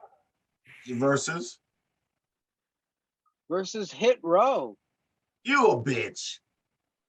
The NEC. You're a bitch. You's a bitch. You's a bitch. Come on. Brown Order. The NECs will burn you there. Brown Order immediately on the attack. Triple team DJ Khaled. Have you heard of Bell? A Big Dick Vic says. The match starts Tuesday with the Hootie Hoo double monkey flips to Wild and Mendoza.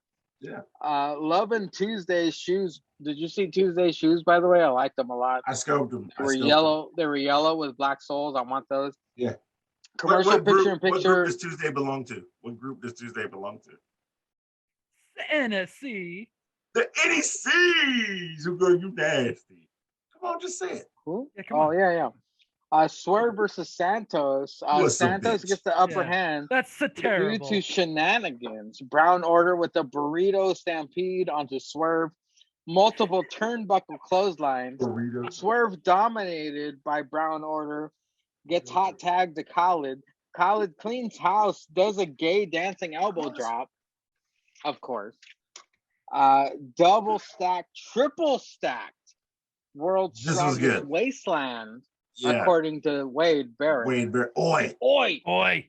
Swerve and Santos in ring 450, and we get pay dirt from Swerve. Santos trips up Swerve on the apron. He lands on his neck. Be Fine Fab attacks Santos. And then we get Brown Order's Juanita Green Card. Elektra Lopez attacks Be Fine Fab. Smoke show.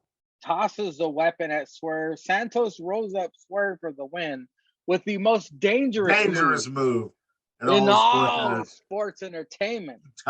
Great match. Fuck shit ending. Brown Order now has their Juanita Green Card that is in my notes. Ceizar, what did you think of the main event of NXT? Between the Brown Order and the NECs. Ain't no chicken in that. Because them niggas lost. But no. Ain't no chicken, but there's some drink. But they drinking some drinks and game playing. And they did not go to KFC tonight. They just went to fucking. They just went home. They had some liquor left over, and they just kept drinking. But no, this was a good ass match, man, for a 3-on-3. So they had to counteract the power game, Top Dollar, and then the speed game from the NECs. But yeah, that triple stack move where he threw the motherfucker like forward. It threw motherfucker forward. I think he did a slam and then hit a back body drop. No. He threw a motherfucker off his shoulder forward, hit a back body drop, but threw Santos like over the top, belly to back. It was a great combo that Top Dollar hit there with all three of them. But yeah, no, this match was great on both ends. Tuesday got in some work with his monkey flips. Swerve hit a couple of house calls, which is always great. And then yeah, they did the burrito stampede, so the unicorn stampede in the corner. They were all flipping and hit the boys hit the Swerve in the corner. No, this was a great match for a main event. It's a good trios match. Everybody got their shit in. Everybody got off, and then as soon as you thought B-Fab was going to cheat for the NECs again, she hit the motherfucker off the stage. Then out comes Elektra Lopez, and she comes out, takes care of B-Fab. Not Agent Christian. Takes care of B-Fab, and then so now she is part of the Cocaine Cowboys. They got a mamacita that they roll with to take care of these broads out here in these streets. And it was all good shit. Such good shit, pal. Stixy Drip, your thoughts on the main event of NXT, please. Hell of a match, hell of a way to finish it.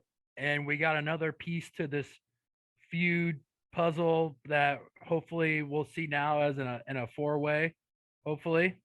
Am I wrong? Has this been like the kind of the first time that Brown Order's kind of got like the upper hand on them, like in a match? Have they been catching hell of a lot of these? They've lost every other time. So it was good to see them do that, because I mean, all three of these groups are really good. I think Top Dollar gets better and better. He said it the white way, Ceizar. He said it the white way. I didn't call him DJ Kali. You said dollar. You said dollar, Ceizar. Come on, his name is Top Dollar. Ceizar. His name is Top Dollar. DJ Kali. Yeah, no. His name is Top Dollar. There's no R. Saying it like Dollar. Come on, Sticks. No. If Ceizar tells me I can call him Top Dollar, just like his name is Top Dollar. He didn't say Top Dollar. He said Top Dollar. Well, hey, it's the cracker in me. I revert back. Yeah. Unfortunately, unfortunately, it's the cracker. Crackers unite. Yeah, Mangria calls him Top Dollar to be an asshole. So me and Brett's here always be like, it's Top Dollar. Yes, Top Dollar. My cracker. It sounds like JH. You sound like JH when you say that. My Oh, cracker that- knees kicked in. It's Yeah, top Whoa, dollar. disrespect. Ceizar, The disrespect. Ceizar, that's too far. You It ain't cannot too far. say. But I'm about to hit the You leave button can't again. say But hit the JH. leave- I did I'm about to- not say it like that. Yeah, when you say top dollar, that's some shit like JH He would have would say. said. He would have said top 100 cents. You and JH. I'm about to hit leave again. Y'all can finish it. How dare you, sir? Sorry, Sticks. Sorry. No. But Yeah. in my opinion, I think in every match, the top dollar is then Yeah. he gets better and better. From And NXT. so it'll be. It does. I'm thoroughly sports entertained with Yeah. this feud so far, and I'll be entertained going forward and interested to see where they go forward now that the Brown Order has a female muscle for their group. Do you guys think this is going to lead to a 4-on-4, or do you guys think this is going to lead to a mixed tag? Like, what do you think this There'll is be going to a lead mixed to? tab. It'll be Swerve and B-Fab with Elektra and Santos. You don't think this leads to War Okay. Games?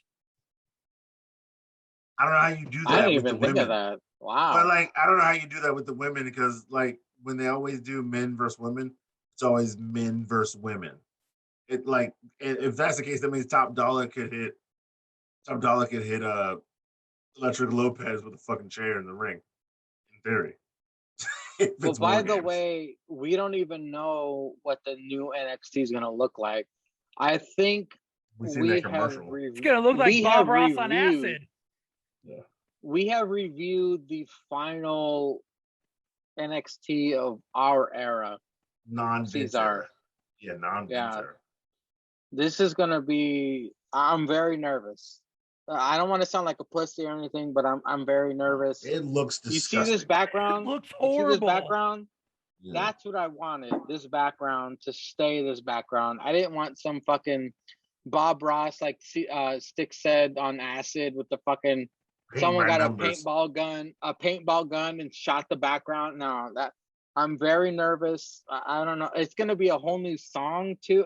Yeah, well, it's gonna be by Wale, so that's where that clip is from. It's from Wale, who does Big E song, because they know he's a big wrestling fan. So the song might be all right, but the color scheme and everything looks like some trash. It probably wouldn't be that bad if we didn't know that who was going to be so hands-on with a lot of it now. But like the thing about NXT, it's called the Black and Gold brand, and now they're like hippie colors or whatever. Yeah. Now it's the Reading Rainbow brand. I ain't got time. I think Adam Cole left at the right time. Right time. Yeah. But gentlemen, we have made it through another after party hangover. Tripod sessions. Thank you, gentlemen, for your time. And now I want to allow this time for your plugs. We'll go with our guests first. Stixie Drip Drip, go ahead and give out whatever plugs you would like to give out. As always, go check out this Mangria Fuel's YouTube page. You will have content on fucking content for months, if not years. So go check that shit out. As always, I know Andy and myself haven't put out anything because there's so much uncertainty. Go check out Still Real pregame. And that's all I got. Julia Ceizar interrupting the plugs with some kind of audio. It better have been worth it, you fucking prick. What kind of plugs do you have to give us? She had a fat ass, so yeah. I forgot when the sound was already up. Worth it. I saw fat butt as Disrespect. she had a fat butt for a thumbnail, so I had to look at it. Nah, man, just go follow me at Julius_Ceizar. You can also find me on the other guy who's supposed to be here, the Good Brutsky, just because the great cynic isn't here. He never shows up. But the Good Bretsky, his Instagram handle is the Great Bretsky99. He is the host of the O-Pod. Haha, get it? Crack a shit. It's me and that boy Zank, the sheriff, talking that fuckery on episode 69. Feeling fine. Yeah, that shit right there. If you're watching this, go listen there. Mangria's halfway through. I don't know why you didn't listen to the whole thing. We see the tracker, bitch. 45 minutes left. Listen to the whole fucking thing. It's a good time. We laugh, we joke. I get drunk. Other people get high, and Bresky's just underage, looking like a cracker in the room. But yeah, it's funny as shit. Go follow his shit. His Instagram is the Great Bresky 99. You can spell that shit right. TheFauxPod, the full pod on Instagram. Click the link in bio, probably like some OnlyFans shit, and you can listen to all his podcasts. So OnlyFans ain't canceled, bitch. They back putting ass back on the internet and getting all that money instead of working at McDonald's for $16 an hour. So yeah, look at that shit. Look at my shit. Look at Stix's shit. And as always, you can find this shit on Mangria Fuel's YouTube page. You can find episodes of APB Dub where you can see me as the champ talking about the Big Brunch Cantina with them edits by my man Troy. He's behind the camera, hitting them shits all night. Get right at the Big Brunch Cantina. And we slanging them out. Mangria's going to pull that shit up for your dumb ass right now. So go on to YouTube and then type in whatever. Right there, girl. Right there. You see that down to me? You see episode 11? You click that shit right there. Hour and 18 minutes of pure entertainment. Stix has a match tonight. The Big Brunch Cantina has a commercial tonight. Apparently some crackers going through therapy with some other dumb cracker that we hate. And we hope he kills himself on Saturday so we can party at the Big Brunch Cantina. The Saturday he kills himself, the cantina is burning down. I swear to Christ. We're just hoping that one day he kills himself on a Saturday so we can party that Saturday night. If not, we're just going to get drunk to forget he exists because he's a bitch and his partner is a robot, fucking Terminator from the future or some fuck shit like that. But anyway, other than that, yeah, you know what to do. Listen to this shit. And Donna, you a G. Respect out to you. Just like Christian Cage, respect. And shoot it back to Mangria to finish this fuck shit up. Yes, ladies and gentlemen, you can find all of our extra content. Whoever's watching this now already knows you're watching this on the Mangria Fueled YouTube page. A brand new, fresh episode of Dynamite has dropped. Actually, the open to the tripod this week. I'm sorry, Ceizar. I was so proud of Troy's work that the open of this week's tripod is your fucking Big Brunch Cantina commercial is the open Did not know that. of this week's tripod. Well, So I mean, it's going to be on both. It's going to be on Dynamite. It's going to be on the tripod. I need to spread the message of the everyone at once. Ready? 3, 2, 1. Big Brunch Cantina. You damn right. It's going to be the open of this week's tripod. You already know because you're watching. Troy does good work. Troy does good work. Thank you, gentlemen, for your time. I appreciate everything. And you'll see all three of us back here next week. Stix, hopefully you get the time. Ceizar, if you're not slamming that ham wallets on the streets, you'll be here next Saturday as well. I'll be here next Saturday. For our all-out predictions, because we got Rampage and blah, blah, blah, blah, you know, all that bullshit. ATW is going to be here. So, ladies and gentlemen, thank you for your time. Thank you for watching. Ladies and gentlemen, the Great Bresky 99, the full pod, you know, I've listened to the full pod a lot. The episode number 69 with Ceizar and at Still Roll to Us is the funniest episode of all time. I've listened to, like Ceizar said, he noticed, I only watched, I got 45 minutes left. I will listen to the rest of it. I had to listen to the Still Roll After Party podcast 8 times to get all the shit I belted out at the beginning of the podcast out. I will finish the podcast. I did not score a 0 on the slogan game, you fucking you did. You scored 0. That's misinformation. That's misinformation. You scored 0. That Ceizar is peddling and Bretsky's peddling 0. Really? No. No. Go back and listen. Bretsky's hey, to steal something from you. You were terrible on the podcast. That's a misinformation. I did score terrible 1. at that game. Don't say that I scored a 0 on the slogan game. 0. But I digress. Okay, go ahead and watch it. I mean, Bretsky did censor some words because he's a sopping wet pussy. Yeah, rape, retard. I won't say the N word. I'll leave that to Ceizar.